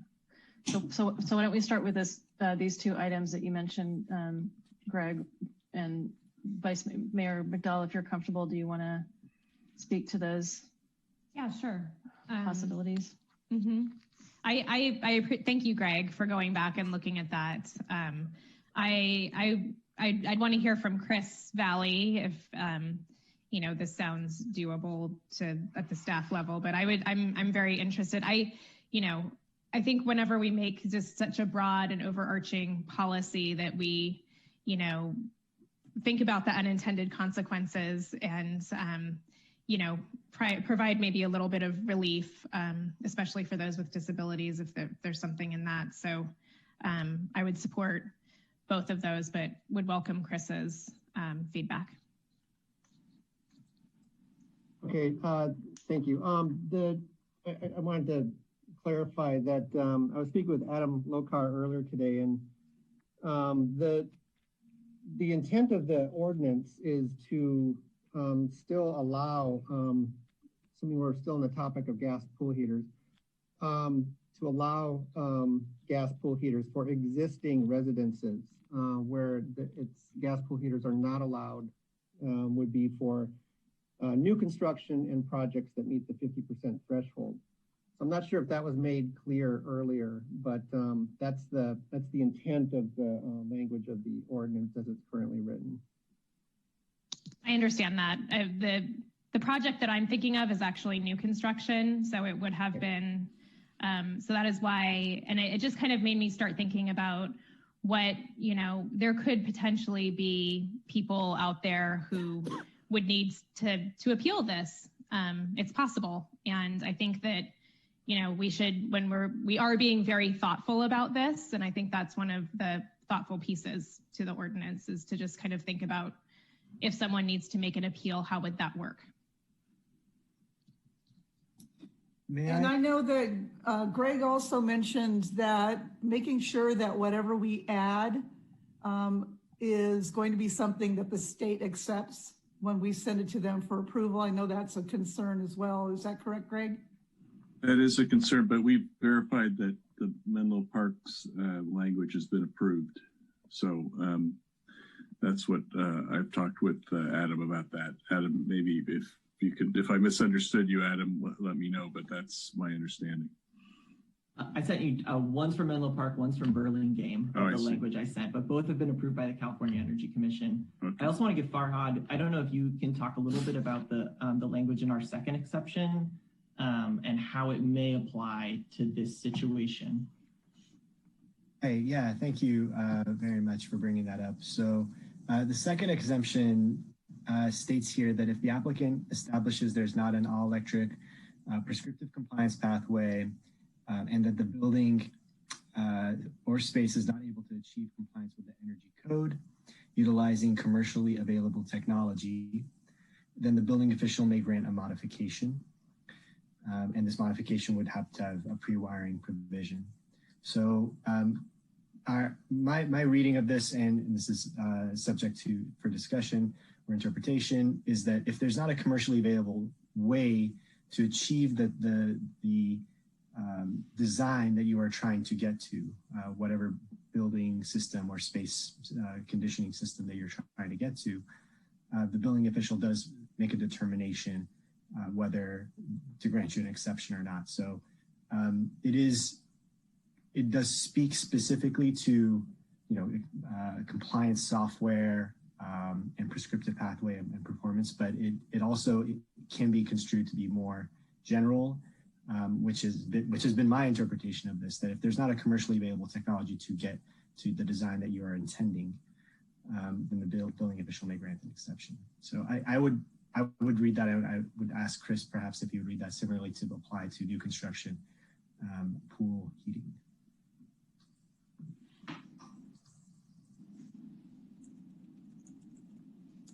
Okay, thank you. All right. I'm gonna jump in here for just a second to try to get this question answered. And the question is going to be for you, Chris, so you can jump back on.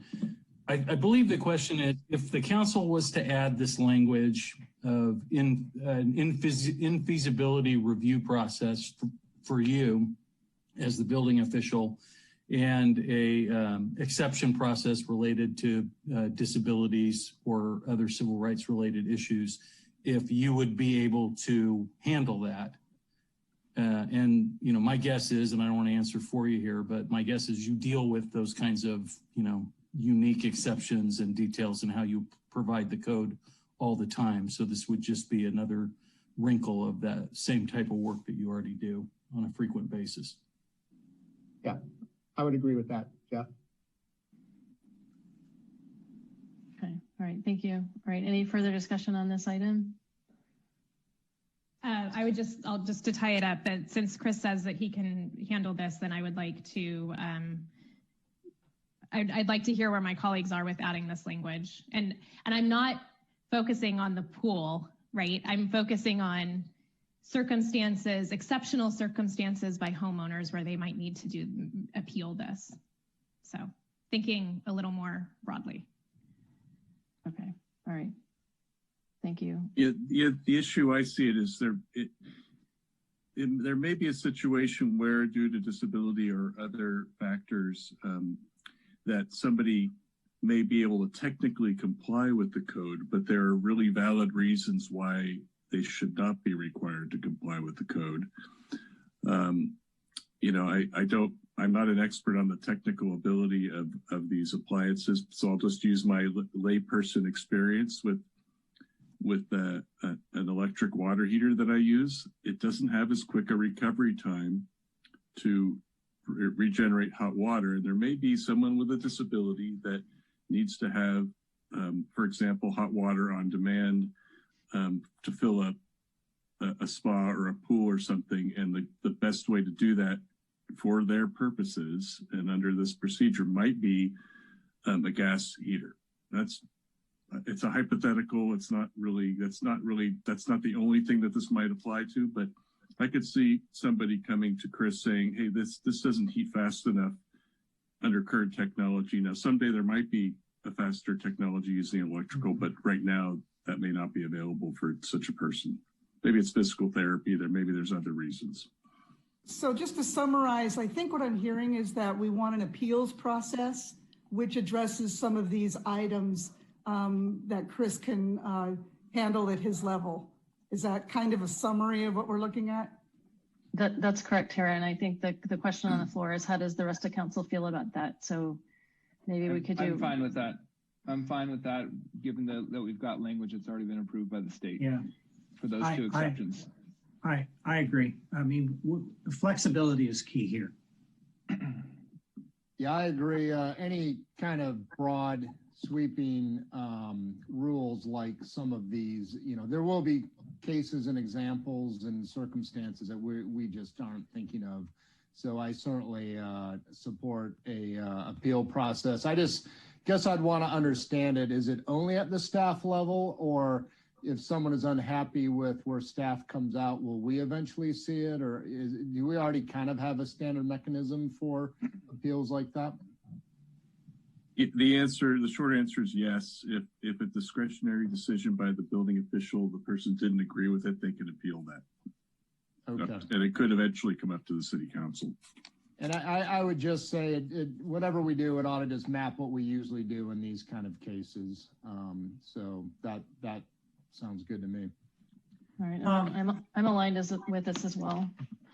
Madam Mayor, may I ask a question of staff, whether it's Greg or Jeff or whoever? I spoke with a Menlo Park council member today who indicated that they have something called an environmental quality commission that hears these appeals. And obviously we don't have one of those. And I'm just wondering, how do we handle those? Are those ministerial? Do they go through, if it's a home remodel project, do they go through the exception or the design review committee? What's our protocol for that? Well, I think there is a protocol in the building code that has a review board, and Chris could speak to that more than I can, because I don't usually staff those. But there's that, and then there's our general municipal code is what I was speaking to. That it goes to probably these would go to the zoning administrator and then up to the city council after that. Might go to the planning commission first, but right. Okay, thanks. All right, thank you. All right, so Councilmember Collins, you had raised your hand first. Was there anything in particular that you wanted to discuss? No, it was just about, you know, how we're going to go about this process? If do we need a motion first? Do we want to list how we feel about staff recommendations for exceptions and that sort of thing? That was really all I was asking about. I wanted to see how the rest of the council felt about that, or if they had other thoughts. All right, well, let's go through, because both Councilmember Rack and then Councilmember Dugan had their hand raised. So let's go to Councilmember Rack and then Dugan, and then kind of see where we are. Thank you. I just want to, I would touch on, I think what I got from the discussion and sort of where I am on this, but I'm open to hear from other members is, I liked what Councilmember Dugan talked about with the EV pre-wiring for the stacking systems. I think that's a good piece to include. We're sort of, as the technology catches up, we're not putting ourselves behind. And I think on the exception that people talked about for cooking and fireplaces, what I'd like to do is maybe a two-step piece is one, I'd like to remove the exemption for multifamily housing, because I feel like that's the bigger swath of housing that we're going to be dealing with. Maybe keep it for residential, but one idea I had was, and maybe this would come up as a separate item, but perhaps we can come up with some sort of incentive program or rebate program for people to, at the residential level, to just go all electric. So if we said, okay, we'll give you $1,000 if you don't put in that gas stove for those residential remodels or residential, so they're feeling incented to take that step as well. And that could be a separate program we build up. I think there's only maybe 20 to 30 houses a year that qualify in that. So we're not talking a huge number, a dollar for that. So that sort of was how I was thinking about trying to balance that exception. Okay, thank you. Councilmember Dugan, and then we'll go to, and I can't tell who raised their hand, but we'll go to McDowell and then Collins. Yeah, I would just say, this is quite technical. I've kind of heard different questions and considerations on each of these. I guess I would maybe propose we just walk through each of these one at a time to include the ADU.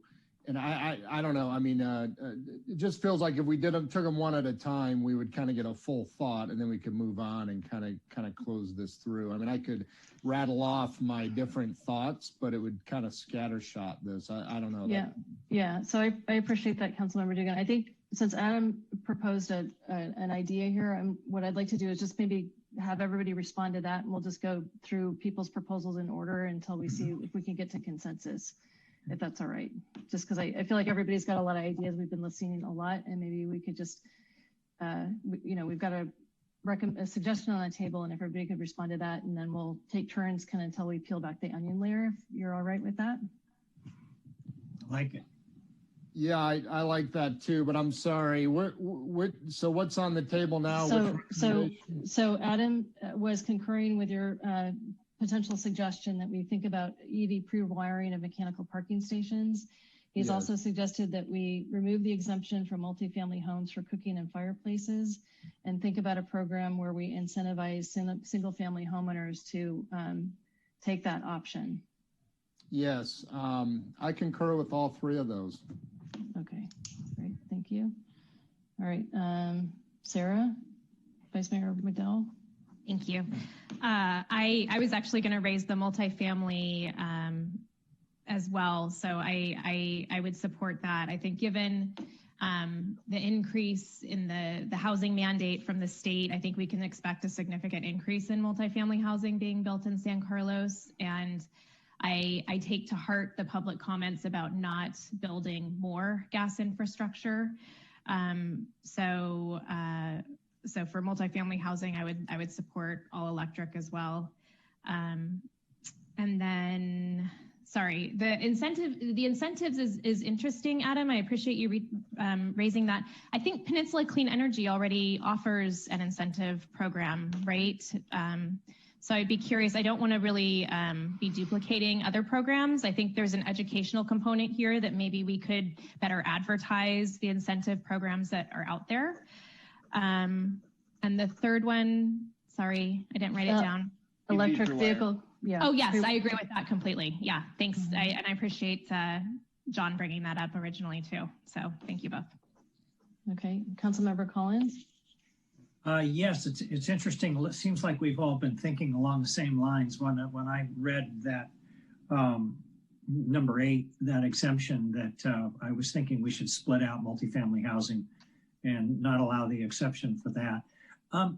I also heard a number of speakers refer to exemption 4, and I think they meant exemption 8, which is what we were just talking about.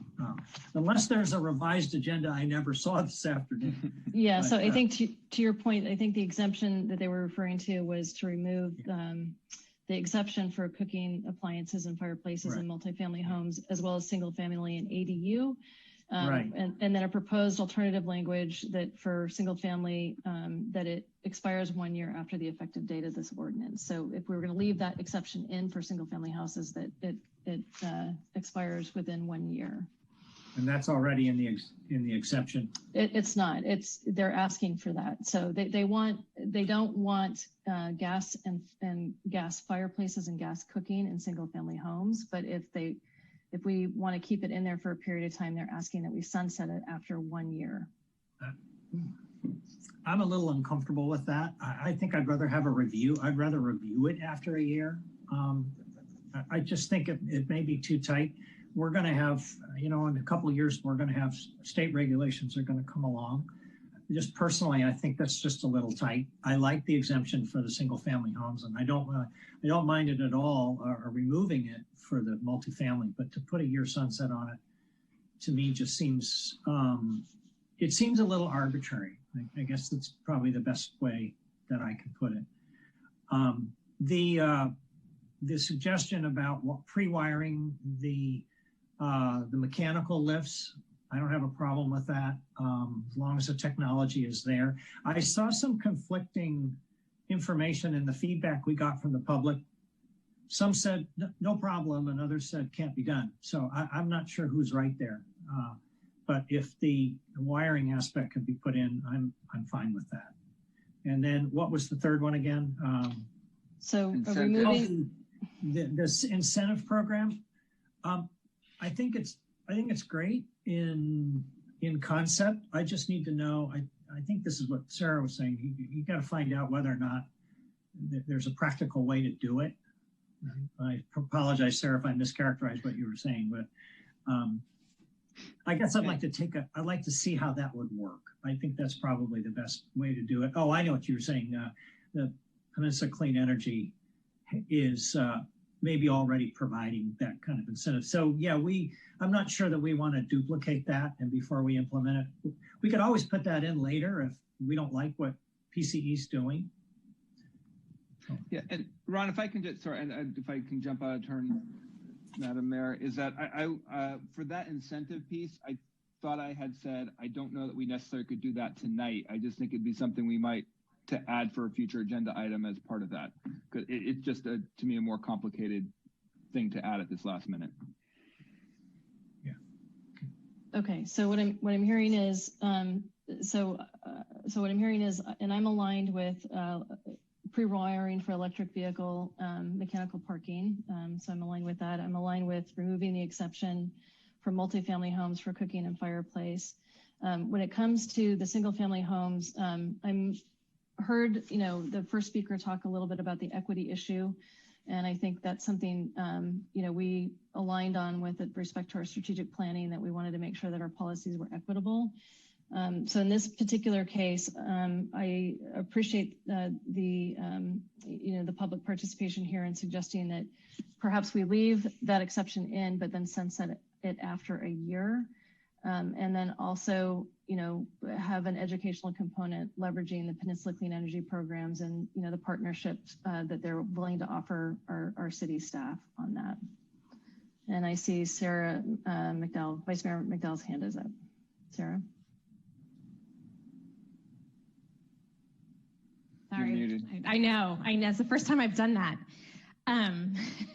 So I wanted to just comment on the sunsetting, because we had a lot of great input from the public, but one came in from San Carlos Green, and I just wanted to read it. And it says, Those who argue for the cooking fireplace exception for single-family construction express concern that a homeowner who rebuilds will not otherwise be able to have the same type of cooking and fireplace equipment as they did before rebuilding.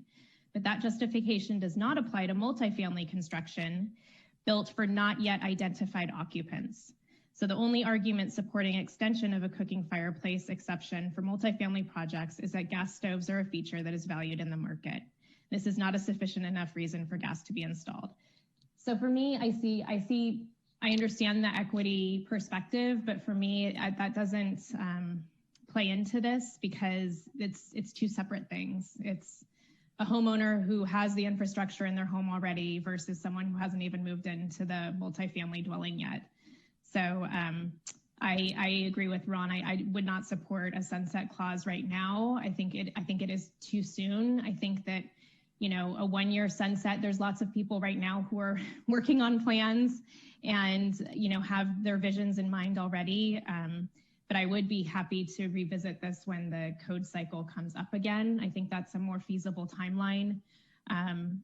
But for me, I feel comfortable carving out the multifamily because it's creating new gas infrastructure, stranded assets versus what's already existing. All right. Thank you, Vice Mayor McDowell. Councilmember Collins?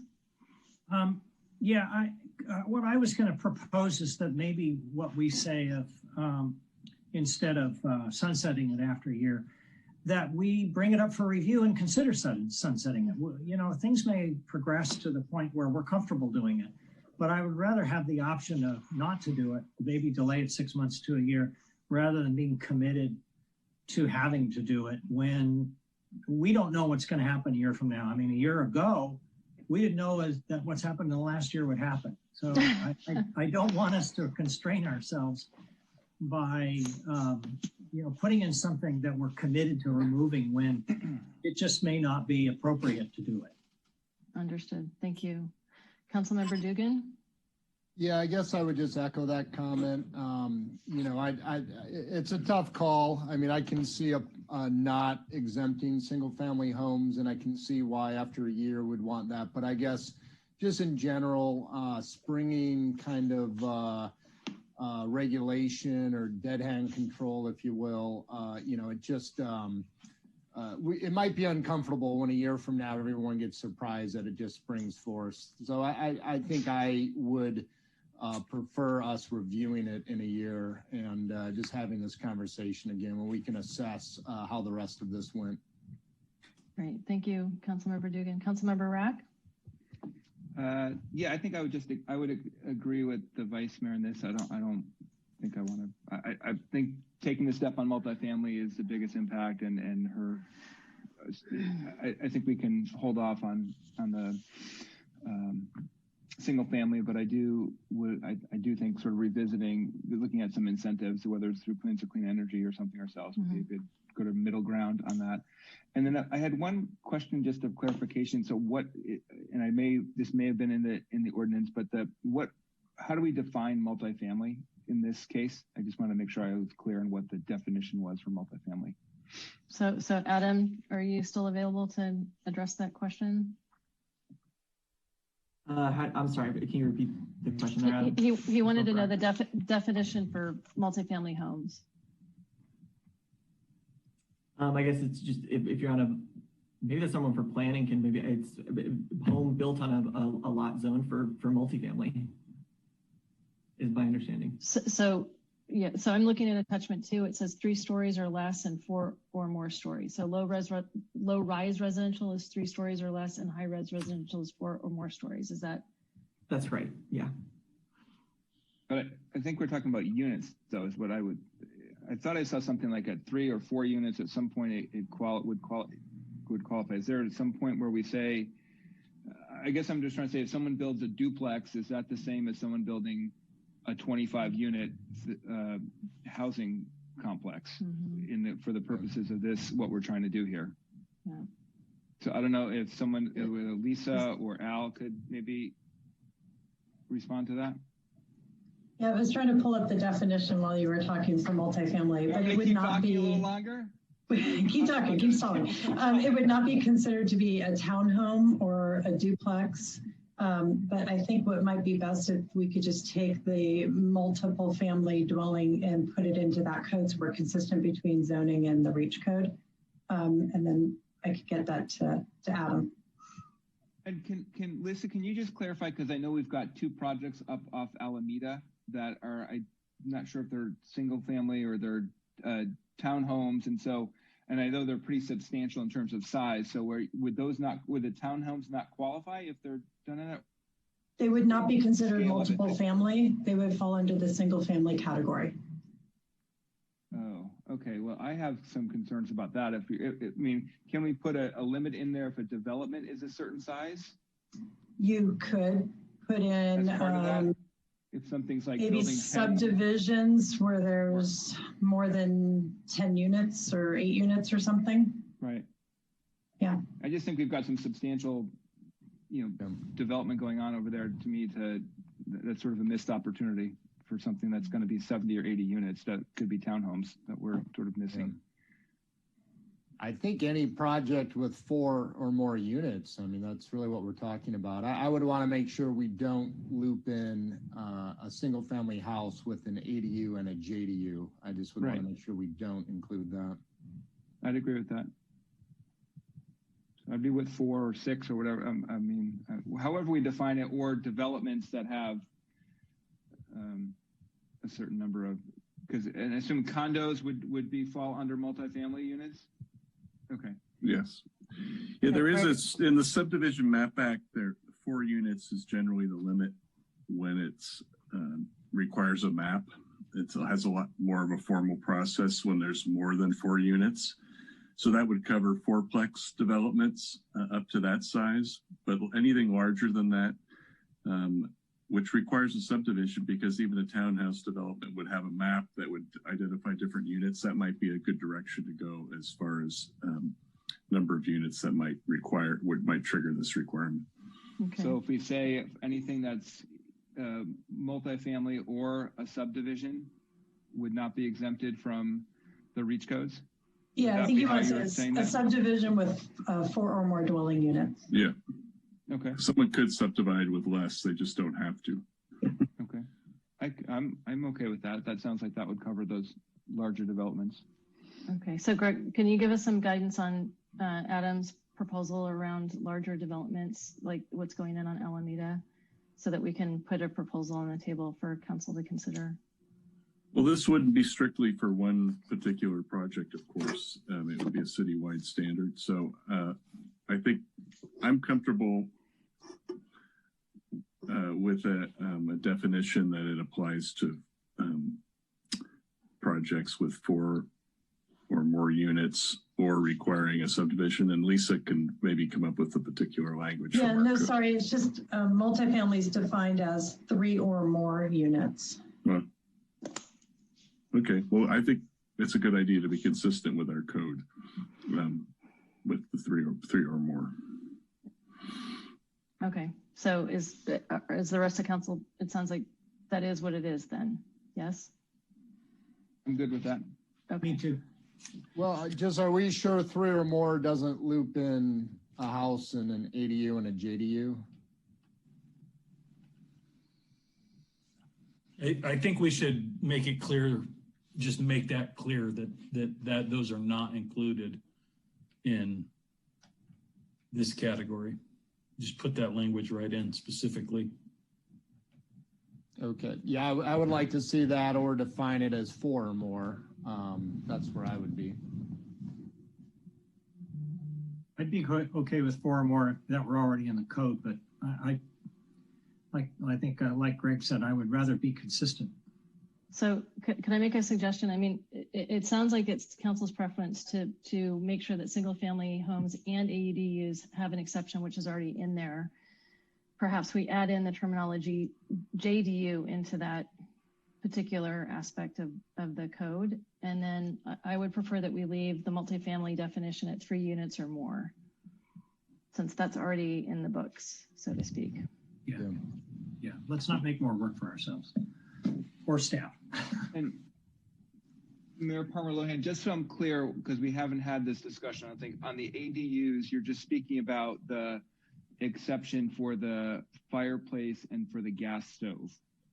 Right? Correct. We're not talking about the exemption from the REACH codes for sort of the other aspects of it. We're not discussing about it in this particular instance.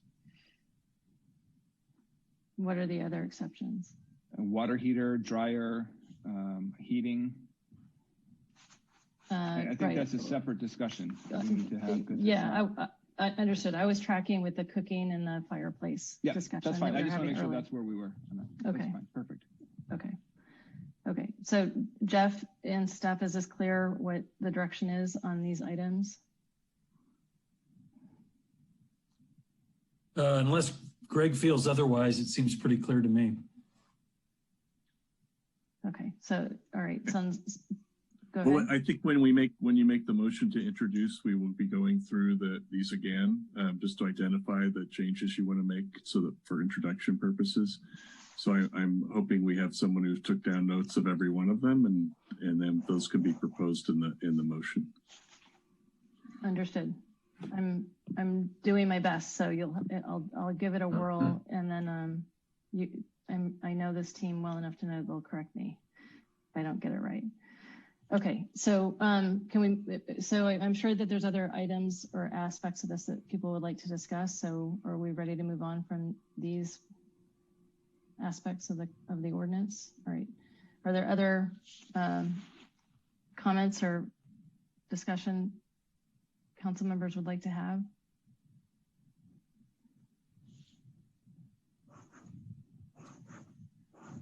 I picked up on one Councilmember Rack mentioned, and I agreed with him. It occurred to me as well that an exemption for employee kitchens seemed kind of odd if we're talking about small kind of break room kitchens. That I guess I would, and then the staff's response was, no, we're talking about like employee commercial kitchens. I was a little confused by that. I guess I would just like to say that employee break room kitchens are not part of this exemption. That I don't understand why we would exempt those.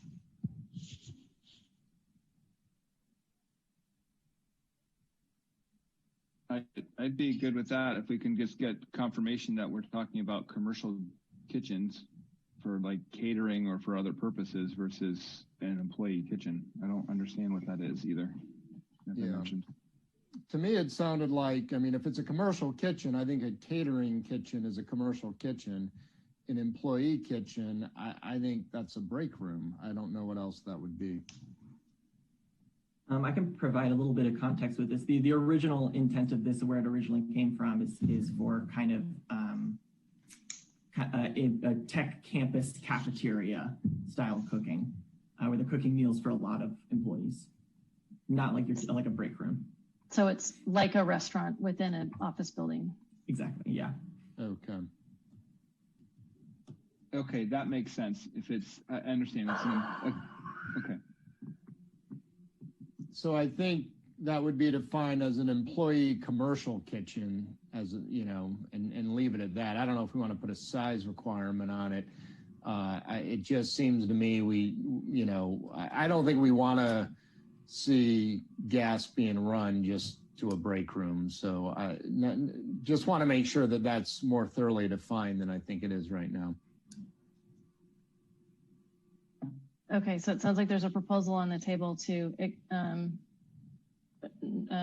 not include break rooms as part of the definition of employee kitchen. So is there some language that we already have that we could include in this? Or is this an item that we would need to revisit later, similar to the single family home?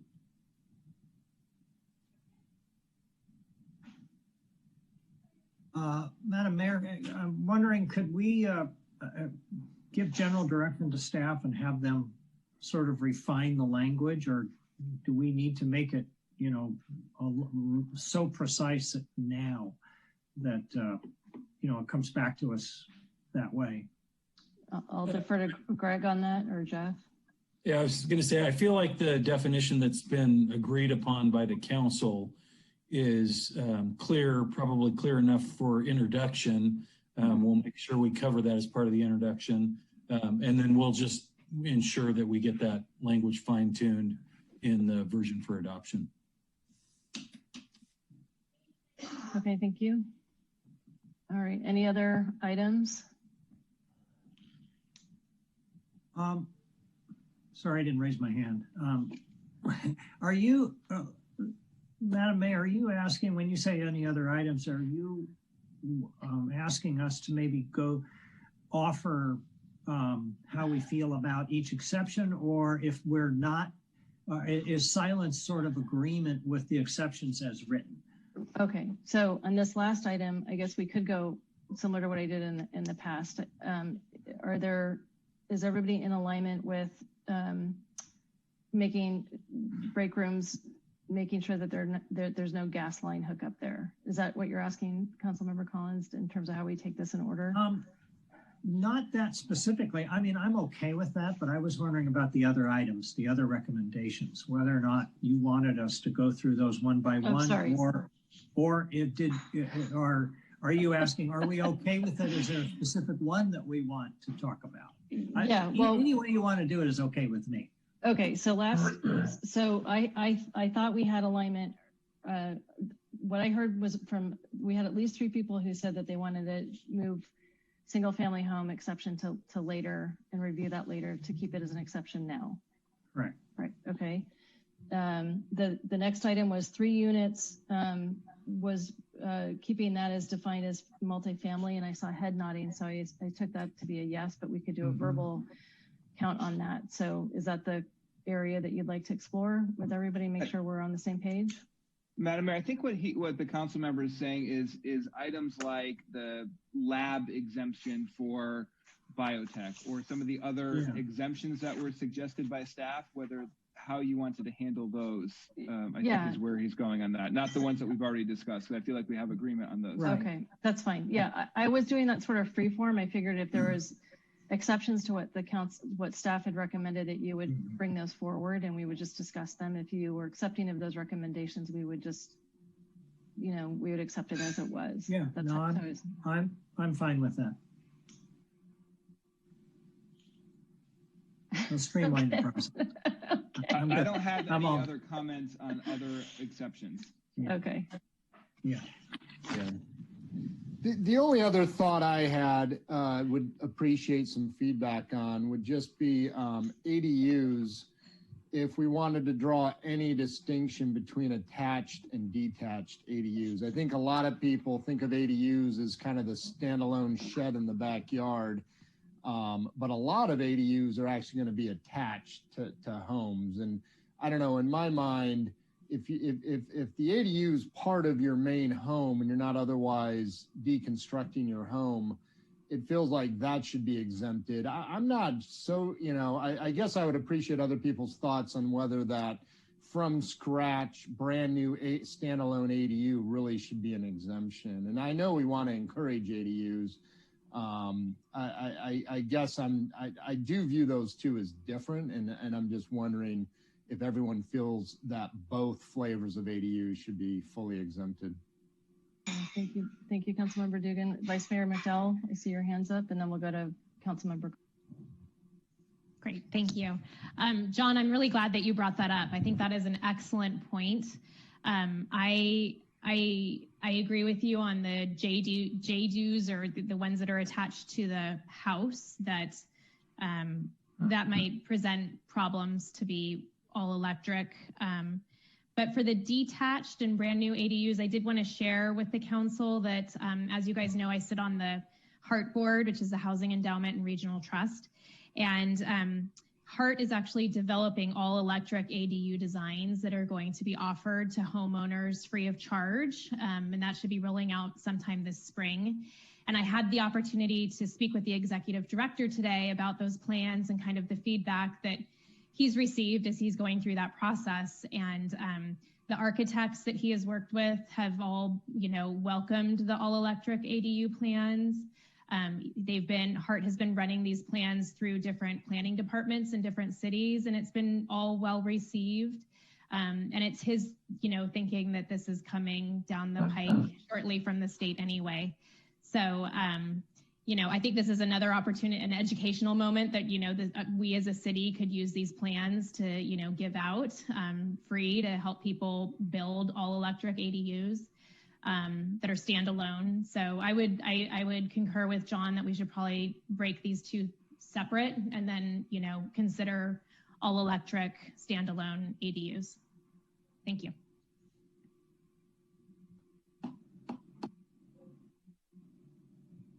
Councilmember Collins. Yes, pretty much what I was thinking.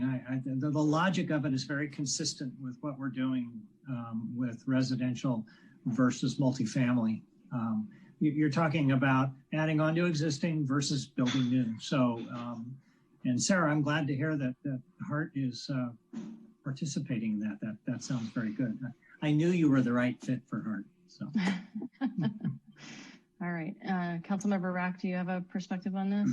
So I think that's a good point. I support what's been suggested. My only request would be, and make sure that this doesn't, if someone is, as part of their project, would qualify for the home itself. I mean, assuming like if they were tearing down 2 walls for their home and also adding a JDU as part of it, that they would, if the major footprint is already required for the REACH code, that we wouldn't, that JDU wouldn't be exempt. Does that make sense? Yes. It's only if they're operating the JDU separately, then I'm fine with that. Yes. Okay. All right. I think I'm fine with that.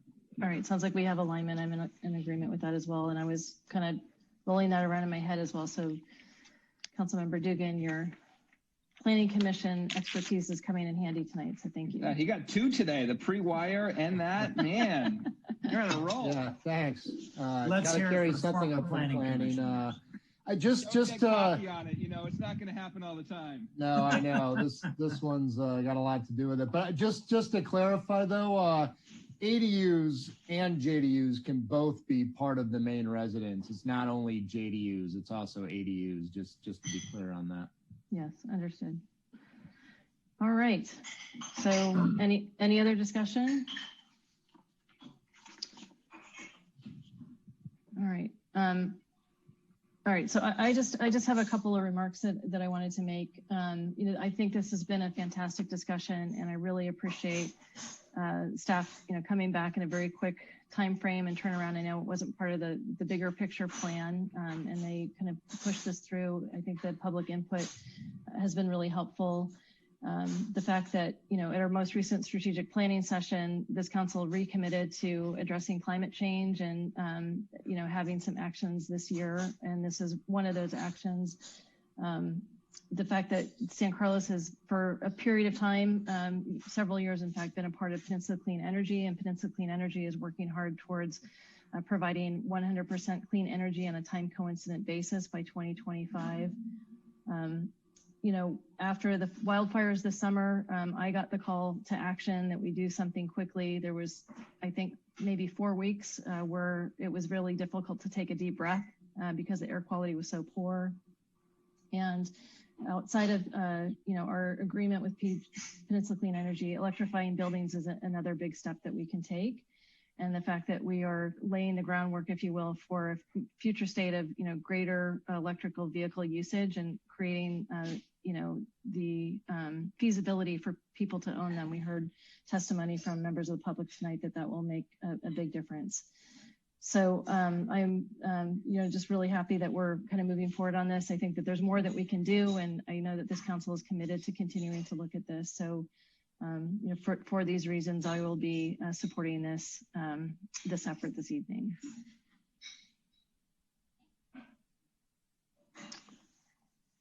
And just one little last note is a good way to get started on induction cooking is to start with an electric tea kettle. It's the same technology. Instapot is the same technology.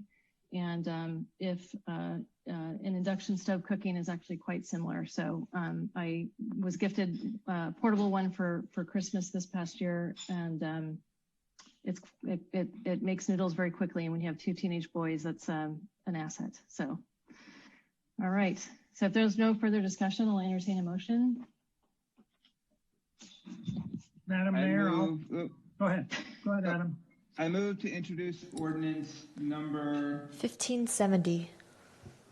An ordinance of the City Council of the City of San Carlos amending San Carlos Municipal Code 15.04.080, Title 24, Part 6, California Energy Code with appendices, and Section 15.04.125 Title 24, Part 11, Green Building, California Green Building Standard Code, Cal Green, to meet greenhouse gas emissions reduction goals, including amendments to require electric vehicle pre-wiring for mechanical parking, to remove the exemption for multi-family gas stove and fireplaces, to exempt attached ADUs or JDUs from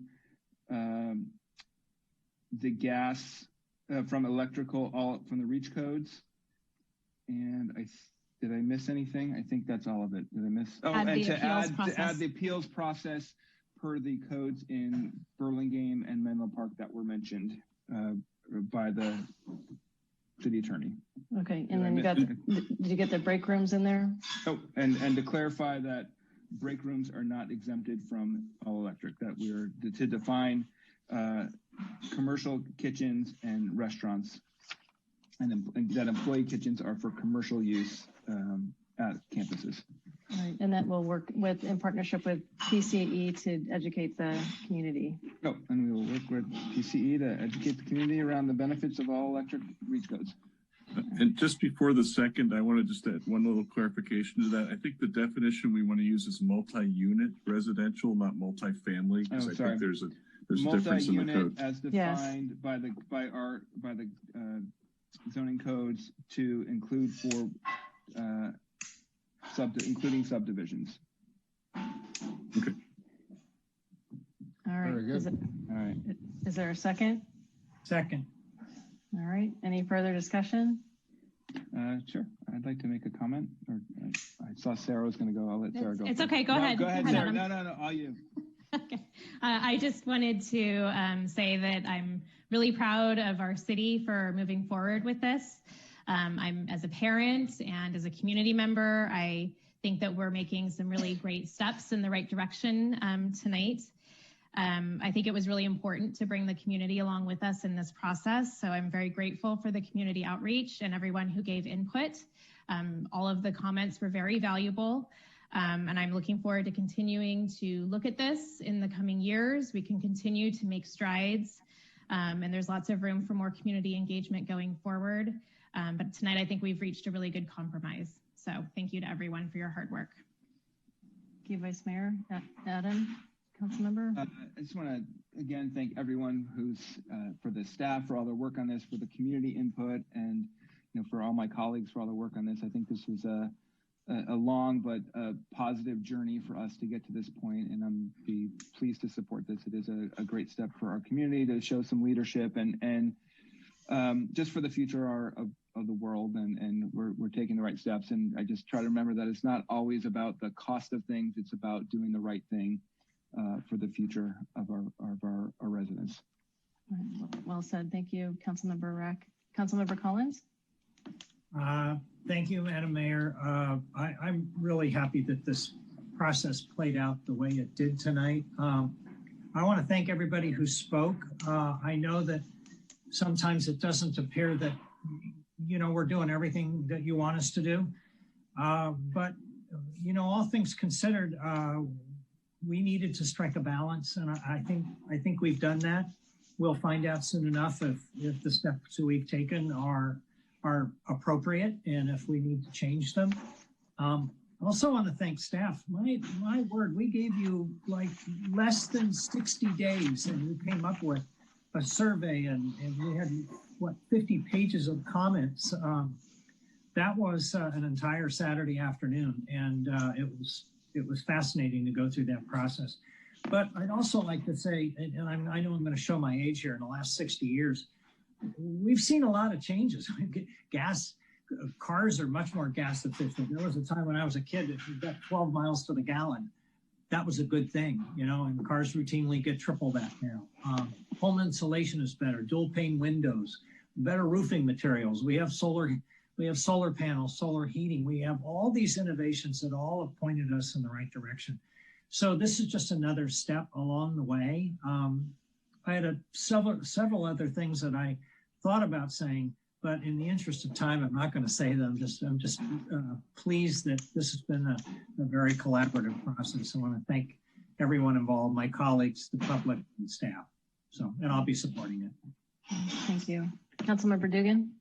Yeah, I just want to echo the same comments. Very proud of San Carlos, proud of the community, all the great input. Staff really did a great job soliciting that input, taking the guidance from this fall from my colleagues. And I think this is a good, solid first step, and gives us, we can adjust from here. But I think this puts us in a good position. I'll just say, and I know a lot of people think a lot about their gas cooking appliances. I personally got pretty educated on this in just the last couple of weeks. And I'll say I went from I'll never give up my gas range to I don't want natural gas burning in my house. It really is a health concern.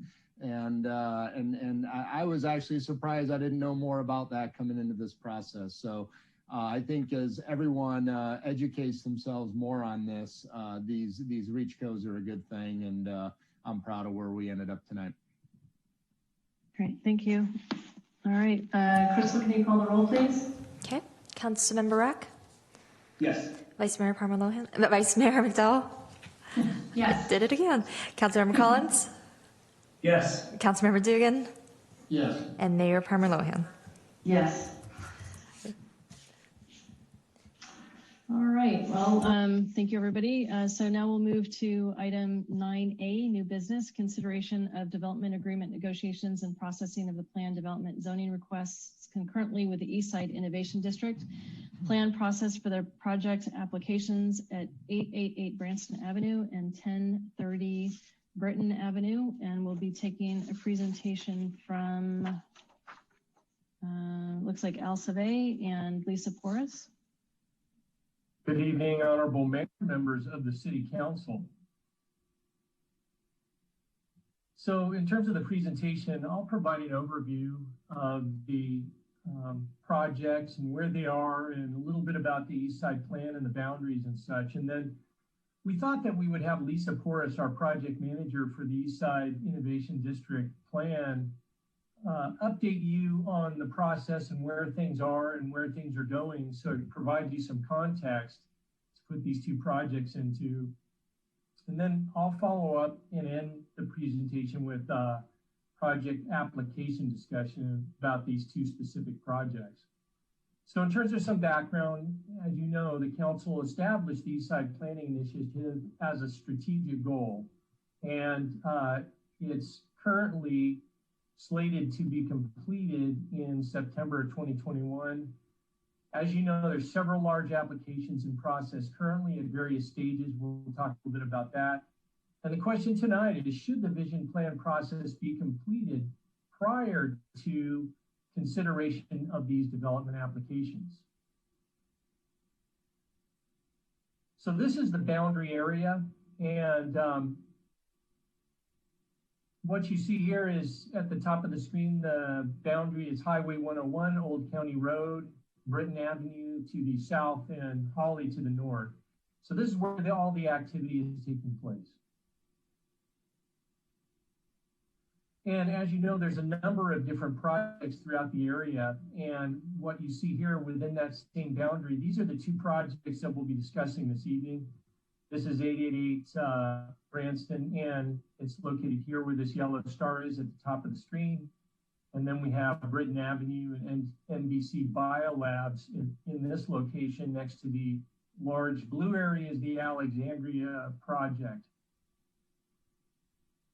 And this is just to put it in context of all the other projects that are moving forward in the process at this time. You can see 1030 Britton, NBC Biolabs, that's under review, and then 888 Branston, and that's among all the other projects at various stages in the process.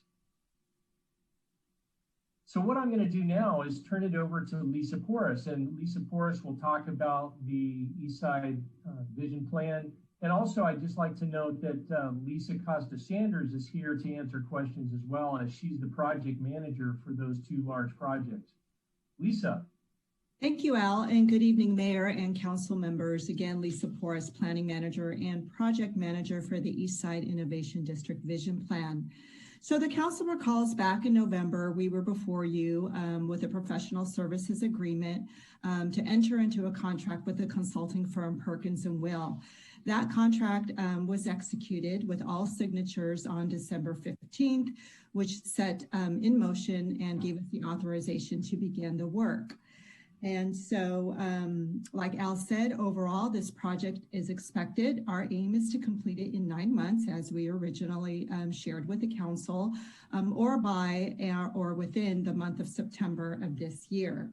So what have we been doing so far? So since mid-December up until now, we have been working with the Perkins & Will consulting team to do the basic steps necessary to kick this project off, one of which is a large data transfer. We want to make sure they have all of our general plan policies, our zoning and development standard regulations, as well as policies related to supporting plans, such as the bicycle and pedestrian master plan that was recently adopted, as well as the more practical items such as the sewer master plan and all of the geographical information system data on the parcels. So it's a very large data transfer that we had to do and get them on the same page with the tools that we have today. In addition to that, we've been working closely with them on a civic engagement or an outreach plan, and really looking at, what groups should we start to work with and identify as key stakeholders, how many community workshops, when would those fall, where would they fall on the schedule, and really kind of unpacking that process. We've also been working with them on developing a logo. Although this might seem a small detail, we like to be able to visually identify and separate and brand the project separate from some other projects that we currently have going on, such as the CMAP and, of course, the Focus General Plan and Housing Element Update. So we've been working on that, and we're very close to selecting one. We've also been working on the content and messaging that we want to include on the project website. So very much like the Focus General Plan update, we are going to be completing a website, a project website, a place where everyone can go for information and the latest updates regarding this project. And we're hoping to release that in the middle of next month.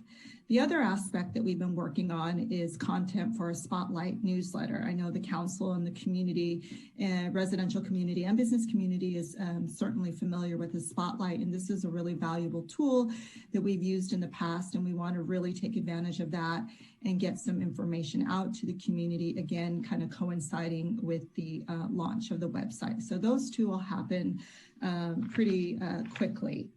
So that is what we've been doing to date. And I just want to make sure, can I advance the slide, or can someone do that? Yes, Lisa, you have control.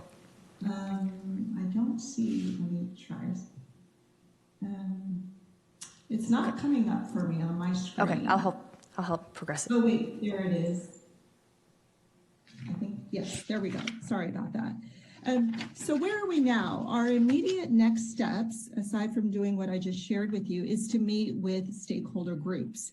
And so working with the consultant team and, the city staff team, we identified essentially 4 primary stakeholders within the study area. And one of those, well, with the exception of the GESC, they're not in the study area, but they're a very, a key neighborhood that we want to bring in and start a conversation with. So we're definitely going to be reaching out to the GESC, or the Greater East San Carlos neighborhood. But in the project area, we are, of course, going to be reaching out to all of the developers that have submitted projects or are in the conceptual stages, in the various stages that they are along in their submittal applications. We want to meet with them and have a conversation, as well as a conversation with the business owners and the property owners within the study area. So we've already reached out to the GESC and the developers to initiate contact so we can set up a conversation to have with those groups. And then following a meeting with those groups, we want to move in and start having the first of many meetings we have scheduled with the City Council Economic Development Subcommittee. And we're looking at scheduling that as soon as we get done with the stakeholder meetings. We're hoping we can finish those around mid-February and then have a meeting shortly thereafter with the City Economic Development Subcommittee. So as you can see, things are starting to pick up and we're going to be moving quite fast with this schedule. So this slide here is basically shared with you as a visual to highlight the timeline of the project phases that city staff and the consultant team have developed over this past month. So we've been really looking closely at the contract and all the different phases and really kind of putting those down more, I guess, concretely in a way, definitely available to fluctuate a little bit, but really putting them down on paper in conjunction with that 9 months time frame. And I know this really isn't really easy to read, so I'm going to kind of go over some of the key project milestones on the next slide here. So here's a summary of the overall timeline. And what this timeline is really providing the council with is just, we're kind of focusing on the ways that we're going to engage with the community, the council subcommittee, as well as different city commissions and the planning commission and city council. So there's going to be a lot of other things that we're doing alongside this, but this just kind of puts it in play as far as when we're going to be circling back with the planning commission, the city council, and the communities to sort of give everyone a roadmap in terms of where we're going. So in sequential order, one of the things that we're starting to put together now is thinking about our first community workshop. Right now, we're looking at scheduling that in mid-March. The idea is to shortly come up with a date and then advertise that in the Spotlight newsletter that'll go out in February to really get the word out to the larger community about this workshop on the east side, so we can start to hear back from the larger community. Again, the stakeholder workshops that we're having initially is to really reach out to those because they're most affected in living or doing business in that area. So now we're going to reach out to the broader community in mid-March. And then after that, we want to have another meeting with the City Council Subcommittee to really share what we've learned from the workshop and then also prepare having our study sessions with city commissions such as the EDAC, the Economic Development Advisory Commission, and such as the TNC, Transportation and Circulation Committee. We're looking at having those in early May. And then we want to meet again with the City Council Subcommittee to share our impressions from those workshops, as well as talk about what we're going to be doing in our second workshop, which is scheduled for late May. In the month of June, we're going to be wrapping up and really kind of hitting the ground running with all of the technical studies that are basically going to be framed from all of the input that we would have received from this point up until June. And then we would move into study sessions with the Planning Commission and City Council during the month of June. Following that, we have another City Council subcommittee planned for the month of July. And that's really kind of checking in with them, moving on from the study sessions that we just have had prior to releasing a draft plan. So we're looking at releasing a draft plan in August of 2021, and then moving forward into public hearings during the month of September. So that reaches our 9-month target date. And so one of the things I just wanted to share, and this is my last slide before I turn it back over to Al Savay, we know that this is a project that is really, really important to the City Council. And we've discussed a lot of the options and tools that we have available to keep the council updated along the way. We know that there's going to be a lot of desire to kind of follow this project along, right? And so some of the easy things that we can do is communicating with the council through regular updates using the City Council newsletter. We can utilize Spotlight and develop more issues going out to obviously everyone, council and the community as well. Through our website, we will also have content available. What we're doing right now, and we're finding very helpful as part of the general plan update, is to post all of the Zoom recorded workshops up on the website as content. We're downloading all of the chat that we get, the comments that are made through the chat platform in Zoom up on the website as well, and reports on the outcomes of workshops. So we plan to do the same for the East Side. So the website will serve a primary function and really being a place where people can go to get the most latest and updated information and follow everything along the way. But really, the City Council Subcommittee is intentionally being utilized as a sounding board. And we're going to be meeting with those two members to really sort of gauge, are there areas where we really need to stop and check in more frequently with the City Council? We can definitely utilize some of the the subcommittee meetings and sort of, transform those into meetings with the larger council. And we'll be checking in along the way to do that. So we just sharing that we're very flexible and ready to pivot and be agile as necessary to ensure that communications are meeting expectations and that everyone understands how this project is going to go. So thank you, and I'll go ahead and turn it back over to Al.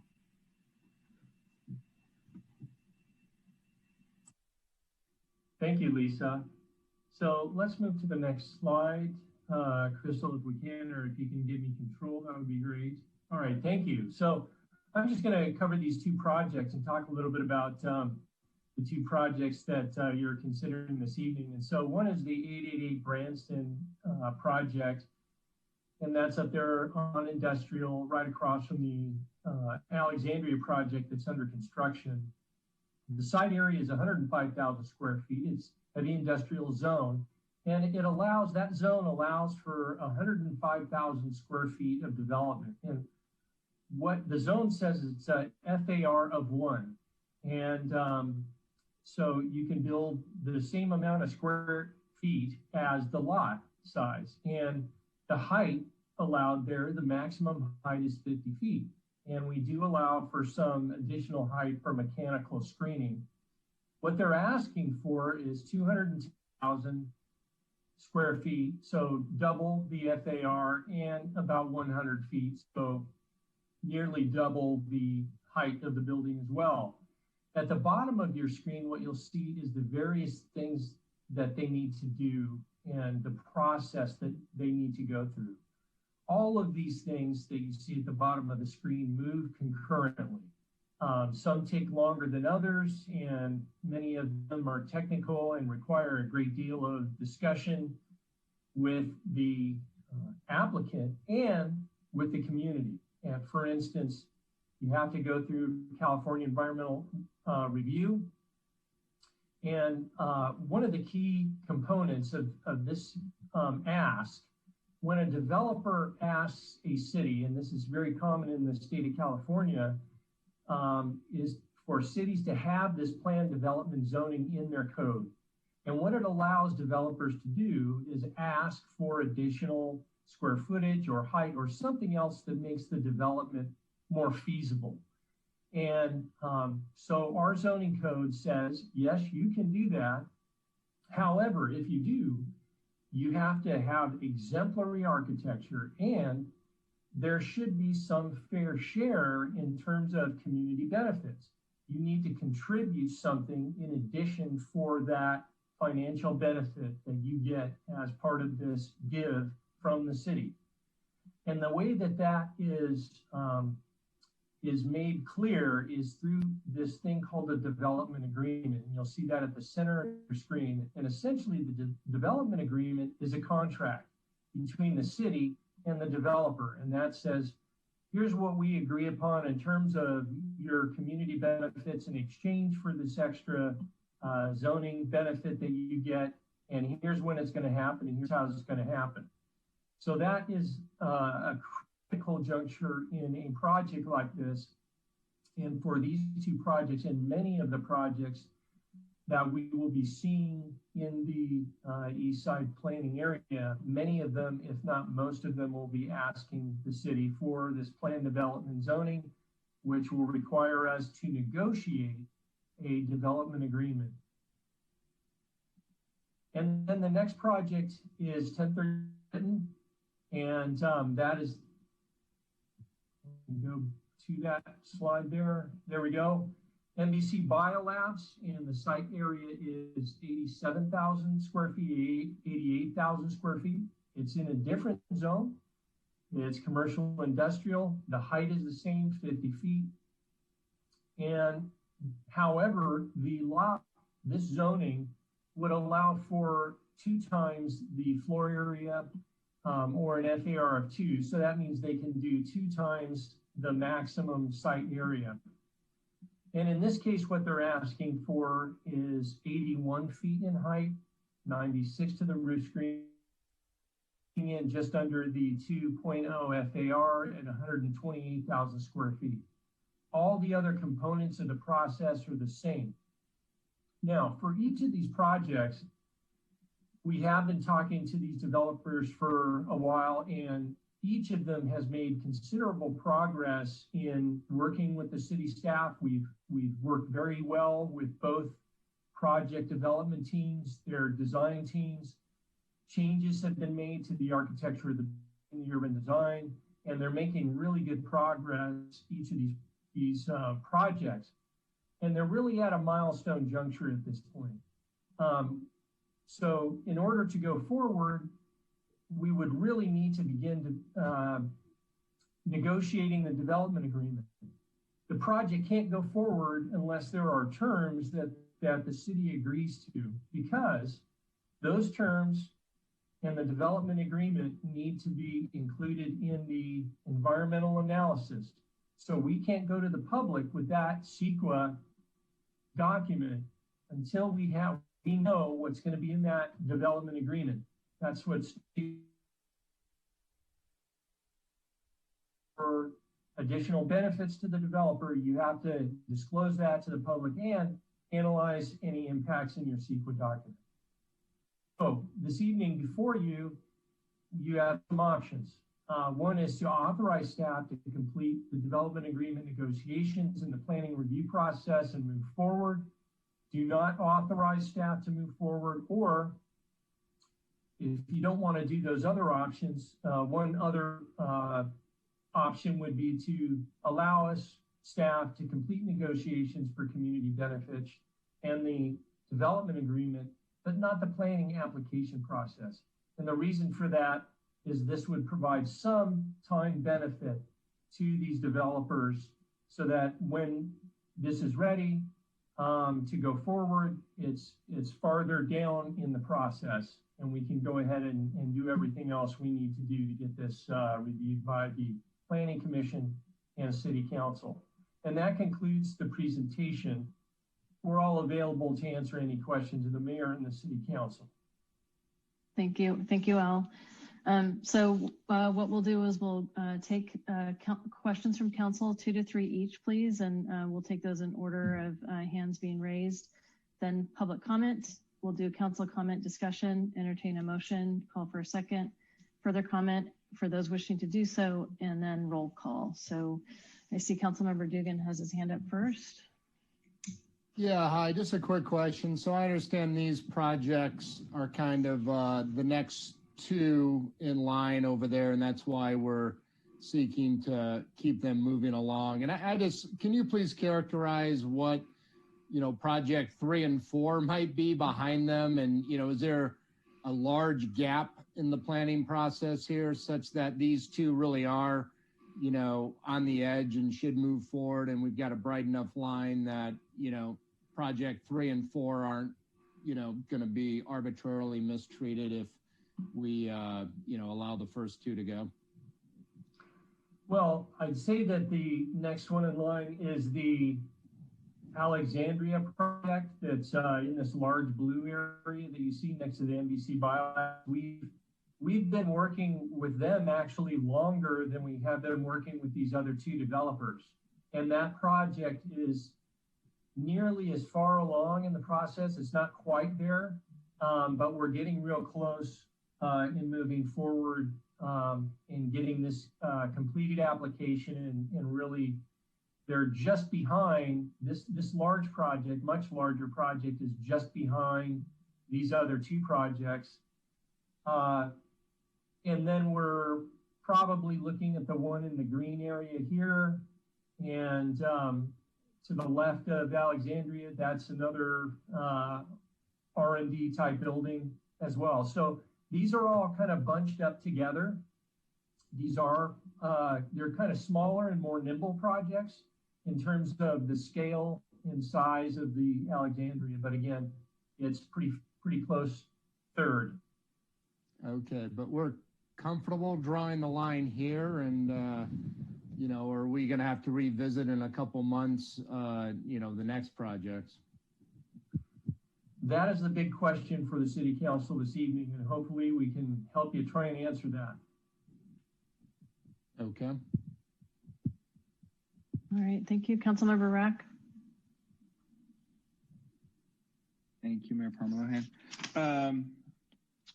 So I guess my question was similar to what John had in terms of the timing and understanding kind of where we draw the line on things.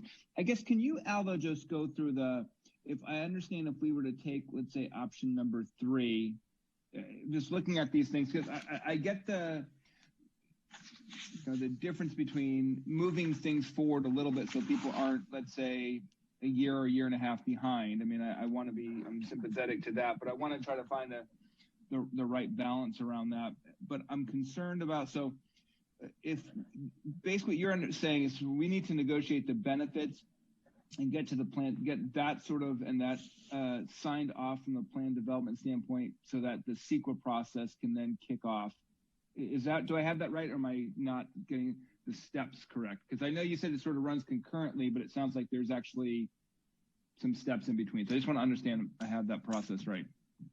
Yeah, so the development agreement is critical in these projects because you really can't move forward unless everybody feels like they're in agreement with what everybody is getting. And so if the city is uncomfortable with the kind of community benefits that are being offered or negotiated for, you know, the city's not going to process the application. No city would do that. So you really have to get to the point in early on. You can do all the technical work and everything. There's a lot to do, but really when these projects are very special because they are, you know, again, asking for something extraordinary. And so you have to come to terms and you have to know what you're negotiating for. And so since these are contracts, both sides have legal counsel. The city has legal counsel. The developer has legal counsel. They come through these agreements with a fine-tooth comb. We don't want to miss anything. Al, can I interrupt you for 1 second? Because we're going to have to, move that we extend the meeting till 11 p.m.? Yeah, thank you, Adam. Second. I'll second. All right. All right. And then I understand that the closed session item is not time sensitive, so we'll forego that this evening. Crystal, can you please call the roll? Okay. Councilmember Collins? Yes. Councilmember Rack? Yes. Councilmember Dugan? Yes. Vice Mayor McDowell? Yes. And Mayor Parmalohan? Yes. Sorry about that, Al. I just didn't want us to run out of time.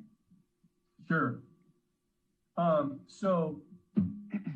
Okay, where were we? You're talking about just the timing of things. Right. So the timing, that's the timing for that is critical and it takes time. And I can't say that this is only going to take 2 weeks to do. Sometimes they're quick. Sometimes they take months.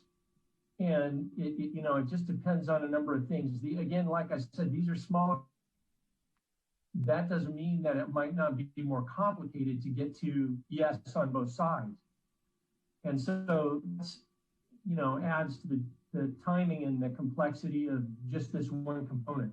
But we have to do that because we can't move forward in the rest of the process unless we are in agreement on the community benefit terms. Because again, we have to say that in the CEQA document to the public. Here's what's in the development agreement. And then there's a whole bunch of other steps after that.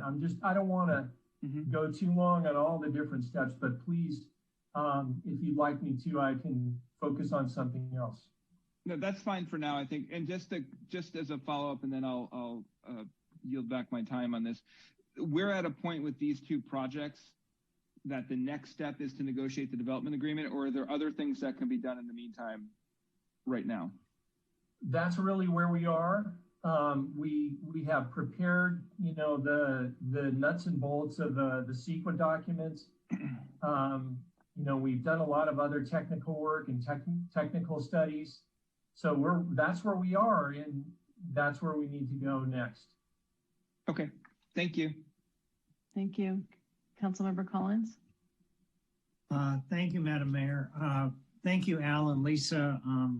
Good presentation. I guess like Adam, I'm just a little confused about the options. Basically A and C. Is A the option that we would be considering if we had never embarked on an East Side visioning process? So could you please rephrase that? Sure. In other words, let's say we hadn't decided to embark on this East Side visioning process, this innovation or this process that we've entered into. Would our options tonight just be A and B, or basically we wouldn't be having this meeting because we wouldn't have had that visioning process? That's right. So we would just be focusing on processing these two applications. We would not be having this conversation. Okay. And what does it mean if we go down the road of authorizing the staff to complete negotiations for community benefit, but then not completing the planning application process? I'm not sure I follow how that works. Well, it's just it's a component. So let's say you have 5 things that you need to do. This is one of the big things that we need to do. It's like one of the key components of the entire package. So it's just a part of a much larger package that's very important. Okay. So if we do that, but then basically we've still put a pause out there, right? We've put a pause. That's correct. And if I could indulge you to sort of think about what the ramifications are there, what are the things that could happen during that gap with this project or with the developer? I mean, I don't know that we've done this before, so maybe I'm asking you to think about things that have never happened before, but can you think about, what are the possible outcomes that could develop from this, both positive and negative? From option 3 or? Yeah, from basically doing part and then not doing the others, the way I understand it. And maybe I'm not understanding it correctly. It's just confusing. Yeah, it's really a benefit to the developer. And what we're trying to do with this particular option is to, because we know that these developers are very concerned about timing. Every developer is. Time is money, right? So right. What we're trying to do is look for a place to, if we don't go forward with all these other components, what component could we sort of lead with to maybe save a month or 2 within the overall process once it gets started again? So it could potentially save a couple of months in the overall process if we did option C. It could. And so that's what we're looking for, is to squeeze time as a benefit to the developer. Mm-hmm. Yeah, I'm just wondering what the difference in sort of the timeline overall, best case, worst case. Okay. So I think that one thing I just thought of that I think that help a little bit to clarify, this would be done without the benefit of the vision plan. So any negotiations that occur now would not have the benefit of knowing what could be in the plan. There might be something in the plan that makes these projects better. And if you negotiate the development agreement at this time, then you wouldn't be putting in those things that could be good for the community that might come out later. So that is one thing that might not be great for option C. So in the overall grand scheme of things, let's say everything was perfect.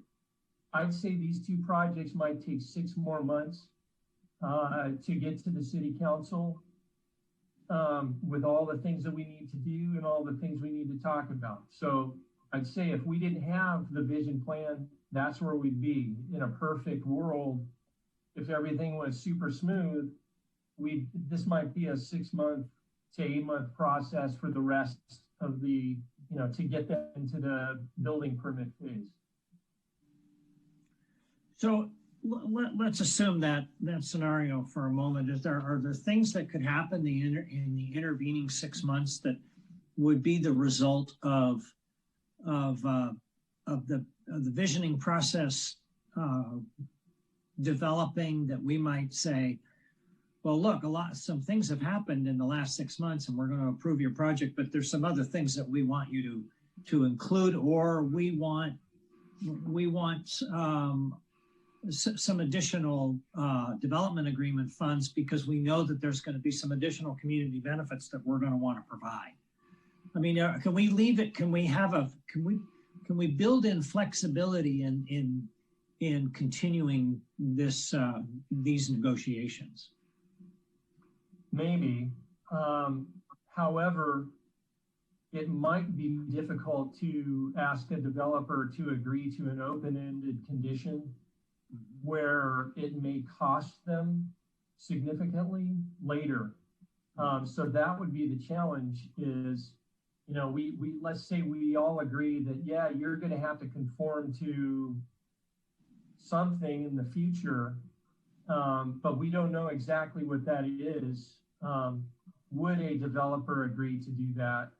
Would their legal counsel advise them, that that's a good thing to do? So that's the challenge, right, of leaving it open-ended like that on their part. So I'm kind of trying to see it from both sides.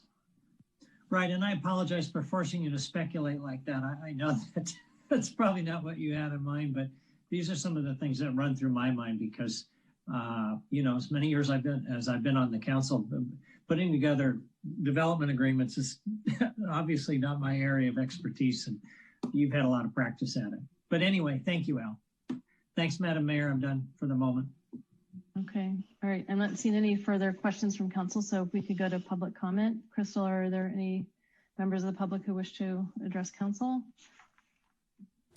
Let me take a look. It looks like we do have one hand raised.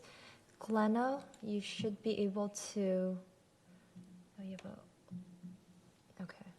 You should be able to unmute yourself right now to speak. Madam Mayor, members of the council, my name is Don Eaton. I think I know all of you, and that's for the good. Let me tell you a quick story. 10 days ago, my scanner broke down in my small, humble office, and it took 10 days to get it fixed. Even though I paid all my bills, I played by the rules, I have a valid maintenance contract, but those people did not do what they said they were going to do. They disappointed me, and their reputation, of course, will suffer. On a much broader scale than that, we have two projects that they have played by the rules, and to them, they're feeling like it's like it's the 11th hour and the rules have changed. And in this case, millions of dollars are at stake. I'll speak for the 888 Branson property, where they have already spent almost $1 million. That's a lot of money, certainly to us, but even to those people. They've moved tenants out of their buildings in anticipation of a smooth process because they've gone along so far relatively smoothly. They've not renewed leases, all of which costs them money. They feel that they're 90% done with the effectiveness of the process, and they understand that there's more to do. They've gone through 5 different renditions dealing with public works. We know essentially what the building's going to look like. It's not going to change. And they were stopped in that process. And again, as Mr. Zave said, time is money. That's just kind of not fair. It's kind of like an ex post facto that got violated. I understand that these are difficult times, and because of that, there's usually a variance. This is not a variance per se, but it's an opportunity to say, let common sense prevail, to do the right thing. In this case, the right thing would be to proceed with option number one. I think we all know that the Alexandria project is the big gorilla in the room, and that's next up. Mr. Eaton, if I could ask you to wrap up your comments, you're past 2 minutes, please. Okay, thank you.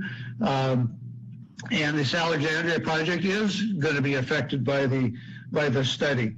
So I would urge you to consider being fair mostly to people and not making them wait unnecessarily.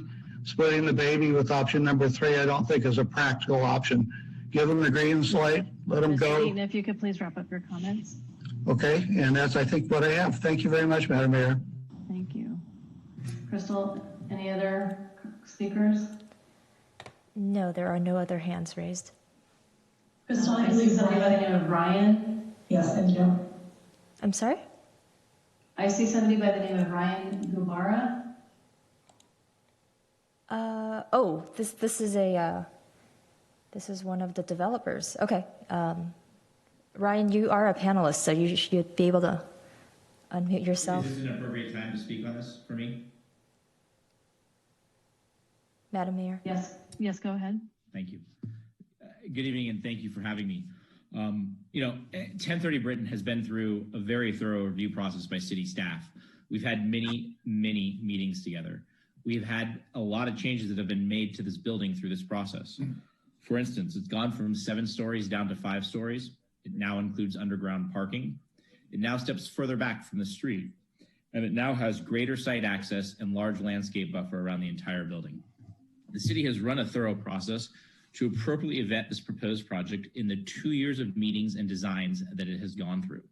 As part of this process, we have had conversation about community benefits. City staff in meetings has mentioned intersections that may need improvements, among other city infrastructure projects we could participate in. We have proposed a pedestrian bike thoroughfare connecting Britain through our project to the thoroughfare that Alexandria is looking at installing as part of theirs. We have been and remain ready to discuss the community benefits with the city. This all brings us to why we are here tonight, to consider whether this project moves forward or remains on hold. It's a bit of a unique entitlement in that we, MBC Biolabs, are the end user of this building. We have to appropriately plan for our growth, our capital needs, and to continue to serve the life science community. We are committed to San Carlos, and we want to grow here. This would be our largest single MBC Biolabs project to date. With that said, the continued uncertainty requires us to have real conversations about growth outside the city. To be clear, that's not what we want. But after processing 1030 Britain for 2 years and potentially facing further delays ahead, we need to continue to internally plan for what's best for MBC Biolabs and its continued growth and success. We hope that's at 1030 Britain in the near future. That's why I urge you to vote for option A tonight. Thank you for your time, and I'm available to answer any questions throughout this process.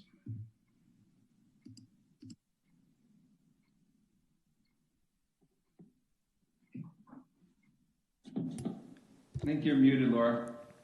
Thank you. Crystal, thank you, Ryan. Crystal, are there further comments from the public? I don't see any other, but it looks like Steve Mitchell with 888 Branston would like to speak. Is that accurate? That's true. Okay. Am I on? Yes, you are. Yes, go ahead. Good evening, Mayor Perma Lohan, Vice Mayor McDowell, and Council Members Rack, Collins, and Dugan. I appreciate the City Council placing this item on tonight's agenda. I also acknowledge the Council's desire to have the East Side study performed, but I respectfully disagree with the decision to place the 88 Branson project on hold for 9 months or more. You've seen 2 correspondences, one in October from me and one in January. One is in the agenda packet tonight. Details about the impacts of this are on pages 159 and 160. Let me highlight a few considerations which are central to the decision you'll make tonight. Number 1 is fairness. BMP's been submitted for pre-application since 5/21/19.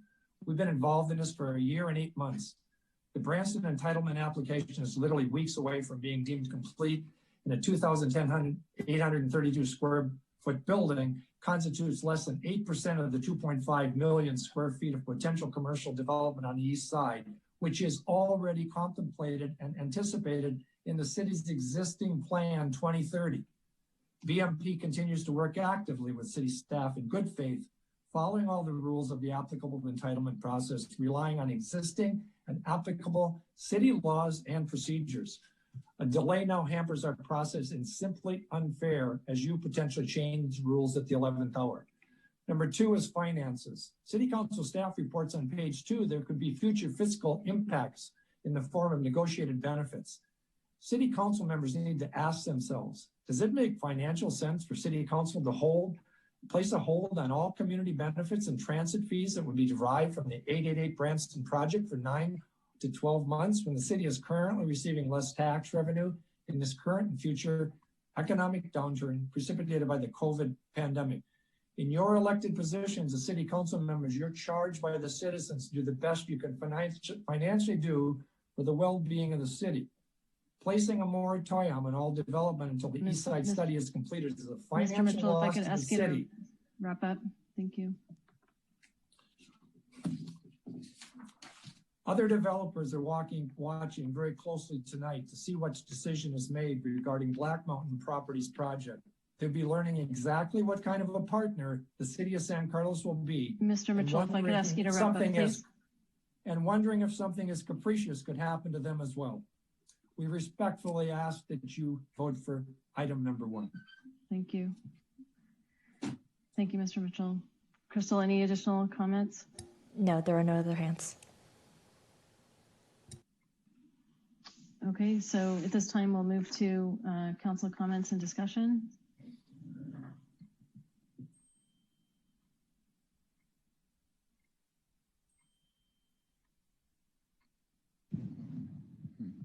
Madam Mayor, I just wanted to make a quick clarification. Something I said earlier when we were going over the different projects, and a council member asked about, where are these kind of projects in alignment with some of the other projects? The Alexandria, the larger project, still has a lot of time to go. For instance, with these projects, we've completed the draft CEQA analysis, and we're still working on preparing the EIR for the Alexandria project, and that's got months more to go just on that particular thing, and we're still talking to them about a number of different technical issues as well. So I didn't want you to think they were in the same kind of time frame as these 2 other projects, just to clarify. Thank you for the clarification, Alan. Much appreciated. Councilmember Collins.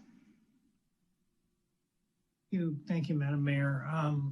I think I've said in the past that I like the East Side visioning process. I think it's an important thing to do. We need to bring the East Side into the 21st century, but these projects started a while back, and they had the unfortunate circumstance of being right at a point where they were just about to move forward when we decided that we wanted to move in a new direction. And it concerns me that we've decided in the middle of the game that we want to change the rules.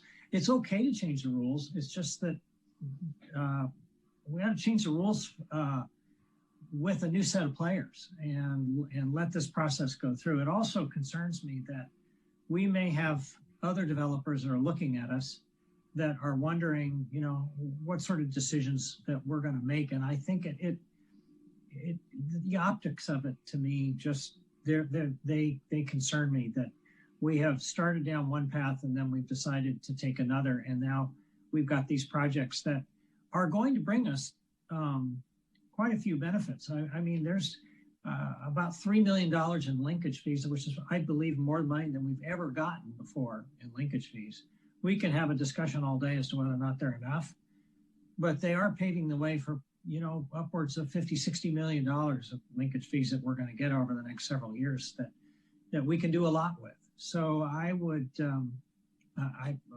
urge my fellow council members to consider those things and think of this in the broader sense of how we operate as a city. We have been designated not by ourselves, but by the biotech community as a destination point. And we have a lot of power over what happens with these projects. And we've exercised it before. I think we'll exercise it again. But I really believe that it makes a lot of sense to just proceed with this. Then we can change all the rules we want, and we can get what we want for projects going forward. Thank you, Councilmember Collins. Councilmember Dugan? Yeah, I would just say, I am very glad we have the East Side visioning process kicked off. I appreciate the update on its status tonight. I especially appreciate all the touch points and involvement that's foreseen with the council and that process, which I think is very important and key for the city. But we do have two projects here that have gone a long way through the process. They've been good partners to the city. They're leaning forward with, good architecture, willingness to engage, and it looks like strong community benefits. So I am supportive of being reasonable here.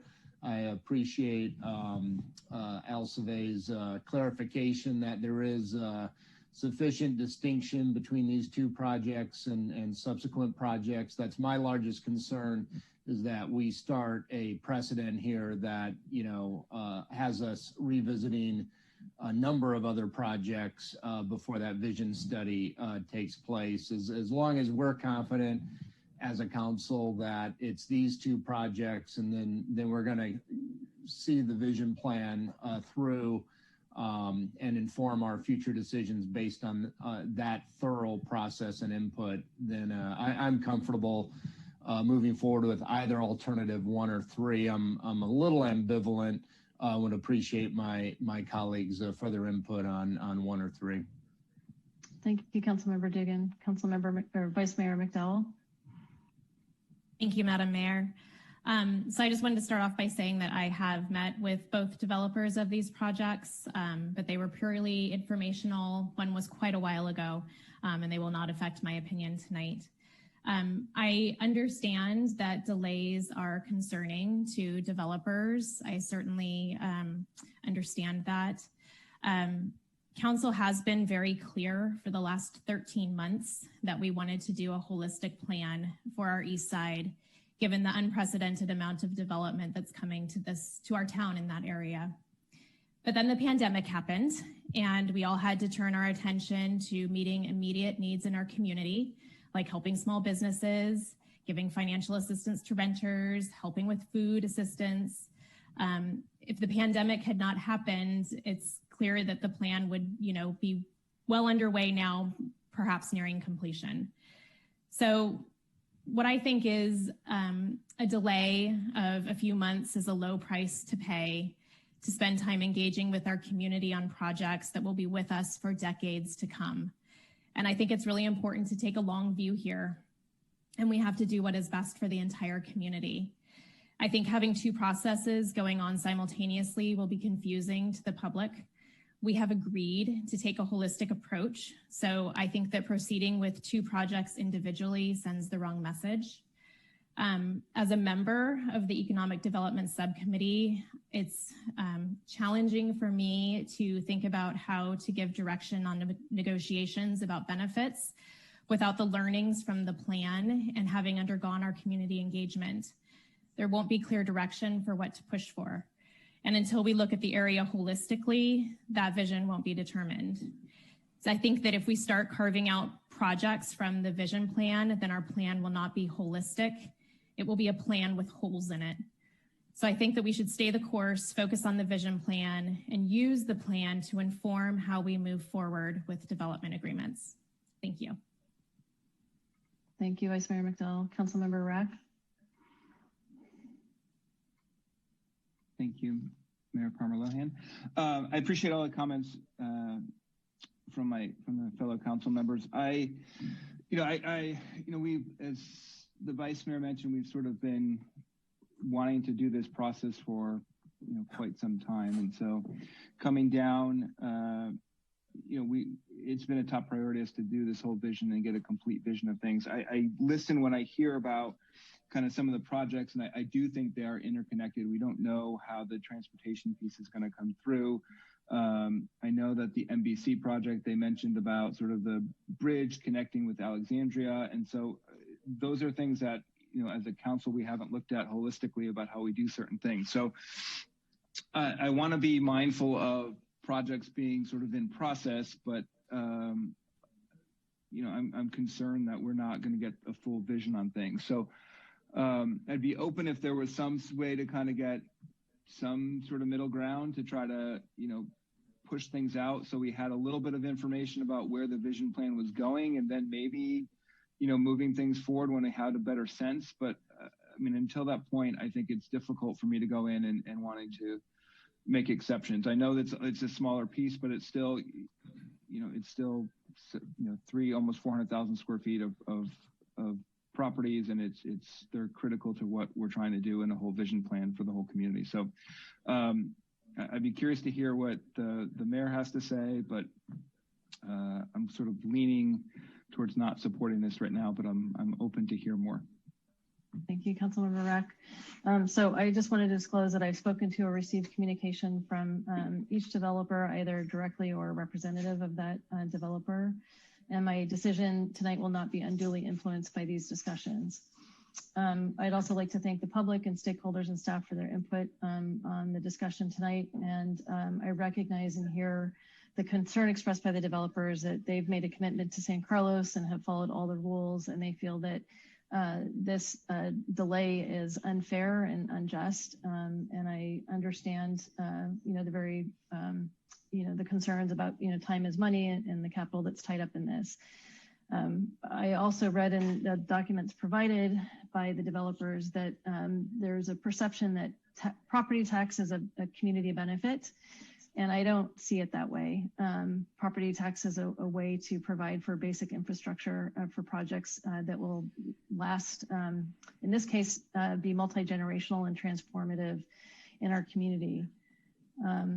It is, I concur with Councilmember McDowell, Vice Mayor McDowell and Councilmember Rack in terms of, you know, the impact and magnitude of these projects and the pipeline of projects that we have coming into San Carlos.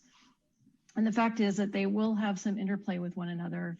And the goal here is to, you know, make sure what is built to last, and it is, you know, very, you know, has, you know, basically we make sure that we understand what those community benefits are. And I'm not sure that we have alignment right now on what that looks like. I apologize, Madam Mayor. We're coming up on 11 o'clock. Oh my goodness. Okay. I move to extend the meeting to 11:15. I'll second. Roll call, please, Crystal. Vice Mayor McDowell? Yes. Councilmember Dugan? Yes. Councilmember Collins? Yes. Councilmember Rack? Yes. Mayor Palmer Lohan? Yes. So I think where I'm leaning is if we can't find a win-win in any of these three options, and I'm struggling to understand where that potential win-win is, because I do appreciate what Councilmember Dugan and Collins are saying in terms of the need to move forward. But at the same time, like I said, given the magnitude of these changes, you know, how would we be able to enter, you know, could we start those negotiations with the plan development agreement and understand what the community benefits are that we're looking for? And would there be a way to do both of these things in parallel? And that's the part that I'm a little unclear on at this point. Madam Mayor, can I make one comment and then we'll make maybe a suggestion? Number one, I wanted to also mention that I have met with both of the developers at one point and representatives, and will not influence my decision in this process. And I'm wondering if, you know, we might think about tabling this motion right now and asking staff to go back and maybe work with those developers and maybe come back in a month or 6 weeks and maybe see if they can come up with a better solution given where I think the council is going right now. So might be something just to consider for all of us if people are open to that. Because if there is some middle ground, I'm open to having that discussion, but I don't want to, sort of take the eye off the ball for what we've been trying to do on the broader visioning for the east side. All right. Al or Jeff, could you respond to Councilmember Rack's suggestion that is there another option that could be? I think what you're trying to get at, Councilmember Rack, is could we find a win-win here to help them keep it moving, but also make sure that we get out of the visioning project what we need? Madam Mayor, what I can tell you, and Jeff, I just wanted to add some information. In terms of the process itself, what we know is that we were hoping to get into the community benefits discussion with the community and the council in April. So that's the start of the discussion. Jeff? I'm sorry. Yeah, I was gonna, respond sort of specifically to what Councilmember Rack was saying. I mean, we would certainly be happy to put our heads together with both development teams to see, if there is a sort of alternative process that might be able to accomplish, at least some of the next steps in the process to help save the developers time moving forward. But we do, this is one of those tough situations where I think, and maybe it's a rare situation too, where every single thing that the council individually has said tonight, and every single thing that the developers and their representatives have said tonight and the staff has said is all very much true. It doesn't make this any less difficult. The whole idea behind the East Side Visioning Plan, I think, really originates around the idea of a cohesive community benefit plan, in addition to other cohesive plans that are going to be impacted by the development coming on the east side. So, it's going to be difficult to come up with a hybrid process, I think, that accomplishes all of those things, but it might be possible. And I know that was the attempt with option 3 or C or however it's numbered to at least take some steps forward to save the developers some time, recognizing that, it wasn't just going to be a smooth process like it normally would be. So we can have that conversation, see if there's anything there. And if there is, come back to the council. I think tabling this effectively is it option 2, I guess. So for the time being, we'll be operating under option 2. Can we also just table it and not deny it and sort of keep it as an open item? Yeah, absolutely. It just might to be the a nicer extent way to do that it. we come up with anything with the developers that we could recommend. I guess for me to also, Jeff, it's a matter of understanding. Maybe we get a little more sense on the timing of the visioning plan. So, I mean, it could be that in a month or 2 months, we've got some more specific information about where that's going. And that might be helpful to inform our decision as well. Because we could say, okay, if we're starting negotiations in May or something instead of April or June, we might have a better sense of what the framework is looking like, and we might feel more comfortable moving forward. I know it delays things a few months, but at least it's, it's sort of not putting people super far behind. So that's just a thought, and I'm open. And if you tell me it's sort of not possible, then I sort of said where I feel right now at this point. Yep. Appreciate that. Yeah. So I think Councilmember Rack, what you're saying is maybe let's not wait until a visioning plan is complete, but try to initiate the discussions with the plan development agreement with these 2 developers in advance of that realization. Is that what I'm hearing? I think what I'm saying is I'd like if Al and Jeff and Greg could come back and spend some time and maybe work with the developers, we might be able to come up with something that works for everyone, but that I feel, and maybe others feel, I don't know, that, we have enough information from the community outreach to get a sense for where things are going, to be more informed, and that the community benefits discussion, the overall discussion, is more fruitful. Because right now, I don't know what the community is going to come back with. And it's difficult for me to make a decision at this point because of that. Okay, thank you.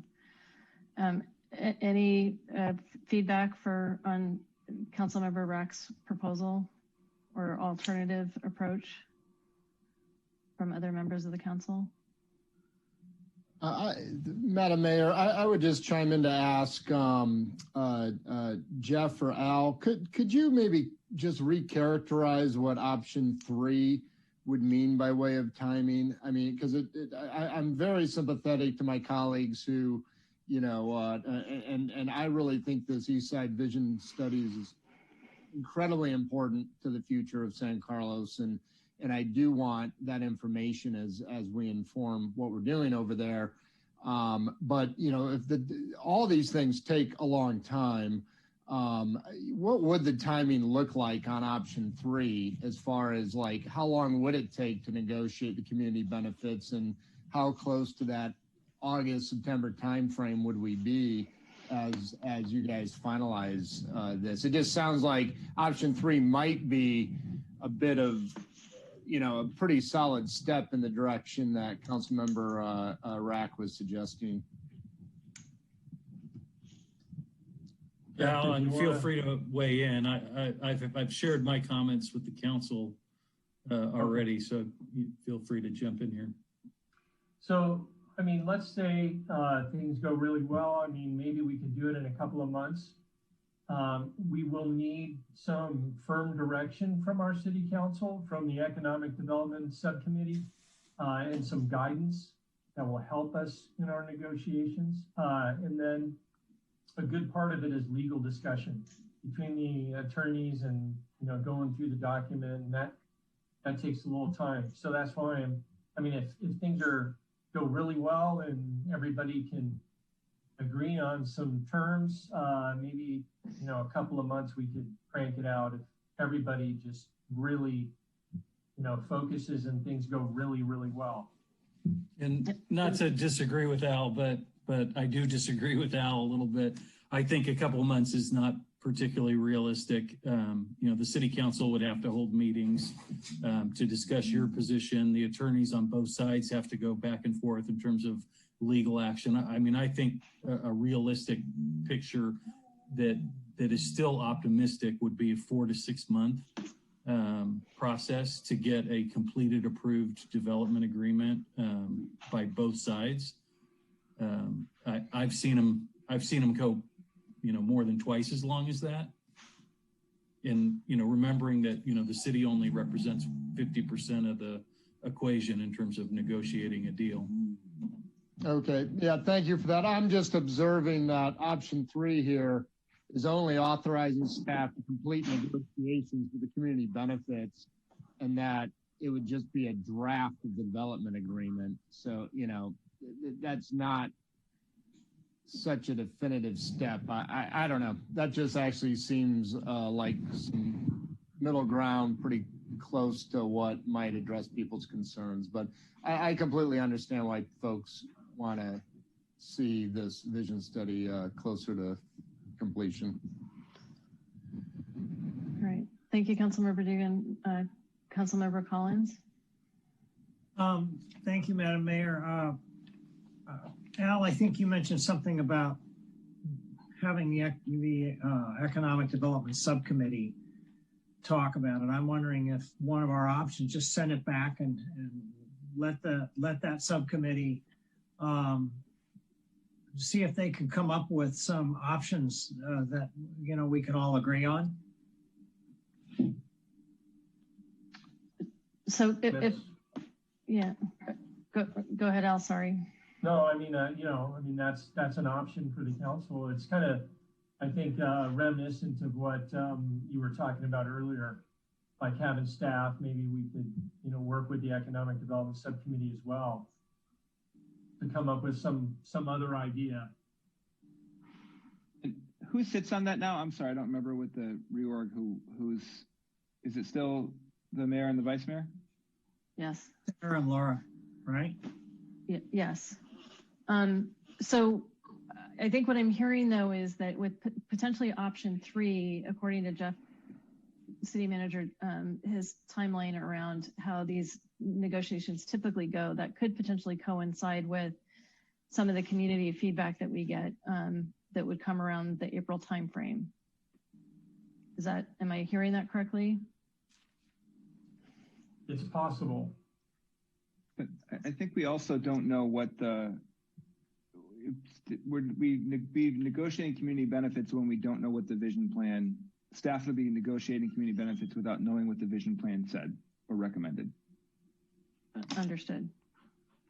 Yeah, I'm just trying to get a sense of like at what point we'll have what amount of input. Oh, fair enough.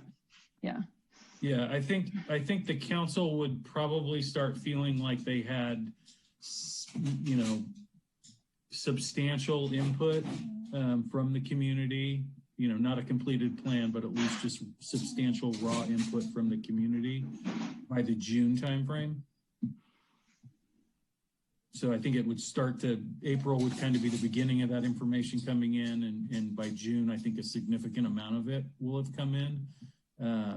July certainly, and then things will kind of go into a little bit more of the analytical stage as it starts to move towards a more complete plan, if that helps in terms of how that process is going to sort of unfold.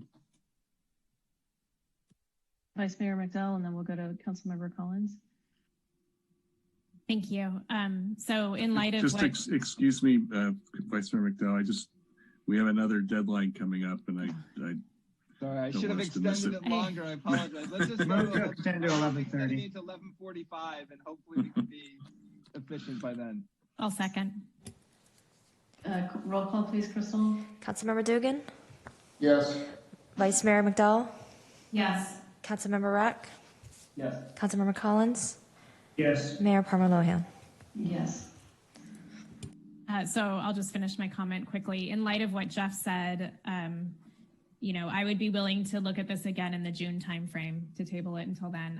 I'm very uncomfortable with talking about community benefits without having the community having had a chance to weigh in on this. I think that that's not what we are going for with this vision plan. The vision plan is meant to have a lot of community input into how this area transforms and what the community benefits the community would like to see. So maybe we could revisit this in June.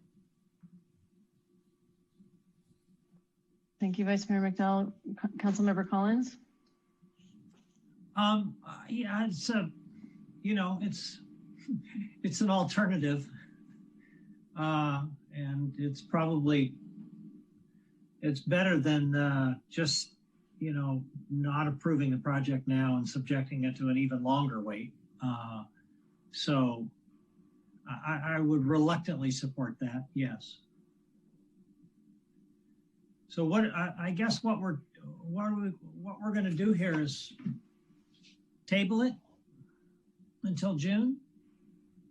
I'm hearing it more, if we're going to pick a date to take it up again, I'm hearing more like a continuance of the item. Yeah, a continuance. Because tabling it's just off the agenda, but yeah, from a standpoint of staff, what would they prefer? Would they rather have it tabled than just calendar to come back, or would you want to I used the wrong terminology. Yeah. So to that end, Greg, if it's a continuance, you know, rather than kind of pick a date certain, could we see how this visioning process progresses? And then let's say we get some really amazing input early on, because I know that this community is wildly engaged right now. We're getting incredible feedback. For example, the housing element project and climate change workshops. There's new technology that's been used that provides really robust input very, very quickly. So could we potentially leave it to staff to recommend when we would revisit this item based on how we're feeling about, you know, what we're observing, I guess, in terms of that community input, knowing the council's priority on getting that community input. Well, that sounds more like tabling an item until it's ready to come back. So, well, so maybe I don't know the difference between continuance, but what continuing is you're setting a date. We're going to take it up on the first meeting in June, and then tabling it just means it's off of your docket for the time being, but it hasn't been voted against. It's just going to come back at some point. But to your point, I think we understand based on your comments what the what the majority of the council is looking for in terms of available information and milestones that might trigger a willingness on the part of the council to revisit this issue and begin to move forward with a development agreement process. Yes, I think that's a good summation of what I'm hearing. And I see a few heads nodding. I'm happy to move to table item 9A.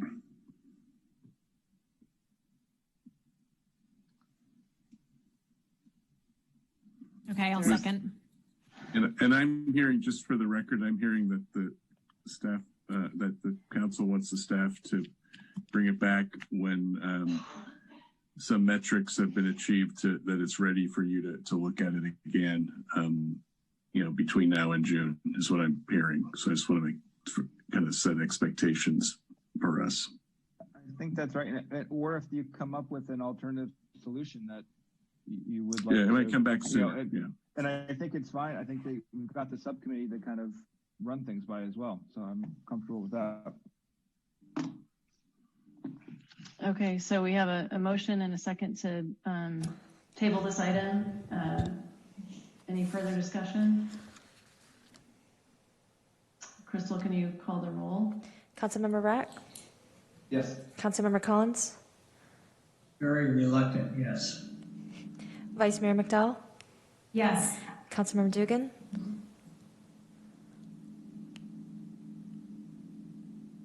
You're on mute. You're mute, John. Yeah, my only comment is I'll vote yes, but I would like to see this come back sooner rather than later. I think we owe it to developers to have a predictable process. It's not easy carrying a big project like this with kind of indeterminate milestone dates out in the future. So I vote yes, but I'd like to see it return as soon as we've got something definitive we can help them move forward with. Okay. And Mayor Palmer Lohan? Yes. Thank you.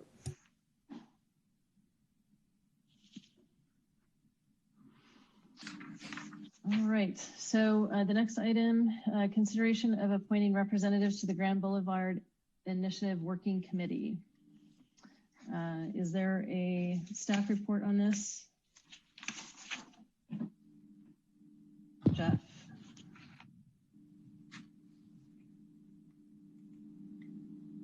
Did we lose Jeff?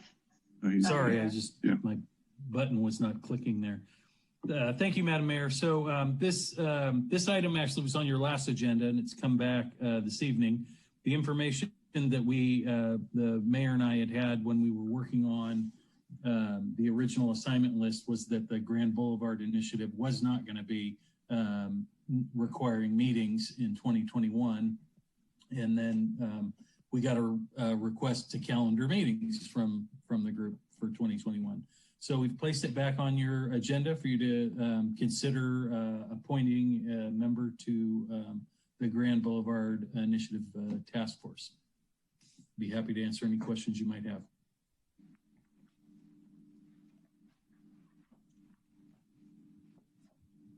Right, so is there any interest in anyone serving as the lead and or alternate on the Grand Boulevard Initiative? Do we know when these meetings are? Or did I miss that? I'm sorry. I was on the Grand Boulevard Initiative, and the meetings were usually quarterly. Yes, that's correct. The first one's coming up in late February. Yeah, I'm not sure what during the day or evening or morning or when they typically are. I believe they're in the morning. They were usually mornings around 10 o'clock. They usually went from about 10 to 12. I can read you in the packet. It says the schedule for this group is 9:30 to 11 a.m. the last Monday of the months of February, April, July, and October. Ron, when you met in person, where were the meetings held pre-pandemic? They would rotate. They would rotate. They were at the Samtrans building. They were at University of Santa Clara a couple of times. And then, obviously the pandemic hit, and that was it. Actually, though, the Grand Boulevard initiative was paused and I thought dissolved before the pandemic hit, and probably maybe I want to say a year before that. So I'm actually a little surprised it's coming back. Pleasantly surprised, but it had sort of run out of. I don't want to say it run out of steam, but you know, there just weren't a lot of items that they were pursuing. But I would think in probably at least for the next 6 to 9 months, the meetings are going to be on Zoom anyway. So, Ron, since you were on it, what topics? It just like very briefly, what topics did you guys talk about? Was it mostly like putting trees along El Camino and bike lanes, or what are we signing up for? They were the Grand Boulevard name was really focused on El Camino from South City all the way to San Jose. So it focused on housing, and focused on transportation issues, the nexus between the two. It talked about regional issues that affected housing. They talked about bringing BART into San Jose, and it talked about economic development as it relates to the Grand Boulevard. It was really a sort of a very broad vision of what they wanted the El Camino corridor to look like, and in the future, because everybody realizes that that's the transit corridor. How are we going to develop more? How are we going to have more economic development and more housing along it? That was the core purpose of it. And then it just sort of got put on pause. So I'm really glad to see it come back. I think it's an important committee to be on again. I would encourage anyone who wants to be on it. And if no one else is interested, I'm happy to go back on it. So I'm happy to have Ron be back on it. If you want. I mean, my schedule during the day is just challenging right now, so I'm happy to be an alternate, but I just can't commit to sort of with my schedule to do that. So, but I'm happy to have Ron go do it. All right. Yeah, I'll just chime in and say middle of work days are pretty rough for me for a big meeting like that. It just is. It's okay, John. You're going to owe us big time. So. All right. So I'll entertain a motion. Madam Mayor, I move to appoint Council Members Collins as the primary and Rack as the alternate to the Grand Boulevard Initiative Working Committee. Thank you. Is there a second? I'll second that. All right. Any further discussion? Crystal, could you please call the roll? Councilmember Collins? Yes. Councilmember Dugan? Yes. Councilmember Rack? Yes. Vice Mayor McDowell? Yes. Thank you, Ron. And Mayor Parma Lohan. Yes. Thank you, Ron. Thank you, Adam. You're welcome. Thank you all for your confidence. All right. So before we adjourn, I would like to adjourn the meeting in the memory of Bob Daner, who loves San Carlos parks and gave endless hours to their betterment for the benefit of the community. His wife, Jean, shared with me some perspective on Bob's contribution to San Carlos, and I'd like to share those with you now. His 9 years on the Park and Rec Commission was a point of pride. He had walked every park and knew each one well. When he felt that a park was threatened, he worked with neighbors and friends to advocate that it be kept available for as many to use as possible. Anytime he spoke at a council meeting, parks were always woven into his comments. He served on several large committees over the years to ensure that all San Carlos parks were neighborhood parks for everyone to use and enjoy. He will be in my memory and heart, and I am better for having known him.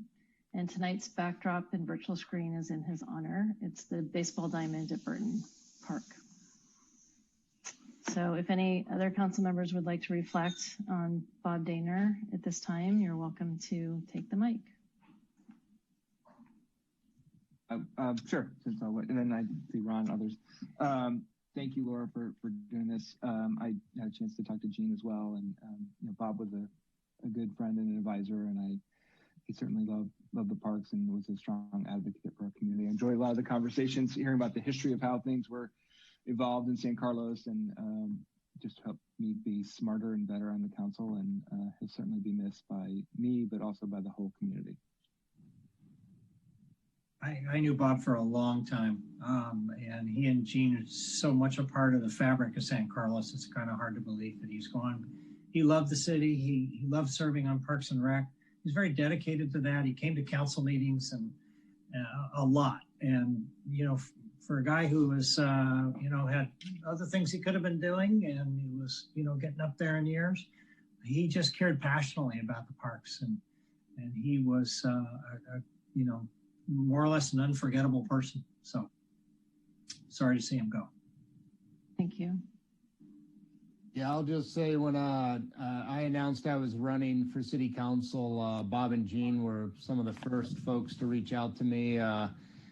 They entertained me on their back deck, and it was clear right away a lot of San Carlos history had gone down on their back deck, and just their passion for San Carlos, and just a fantastic man. So proud of all he did for our parks, and he was even pointing out his impacts off his back deck. So he's just really left a mark in San Carlos, and he'll be missed. Those are all such great comments. I'll just chime in and say that I adored Bob and Gene too. They're just, you know, such a treasure in our community. And Bob always knew how and why big decisions were made in San Carlos. And for those of us with kids who enjoy the parks or enjoy playing soccer, we all owe a huge debt of gratitude to Bob for all of his hard work in our community. And he will be deeply, deeply missed. Thank you, Madam Mayor, for closing in his honor tonight. Thank you. Thank you, everybody, for the discussion tonight. The meeting is adjourned. Thank you all. Good night. Good night.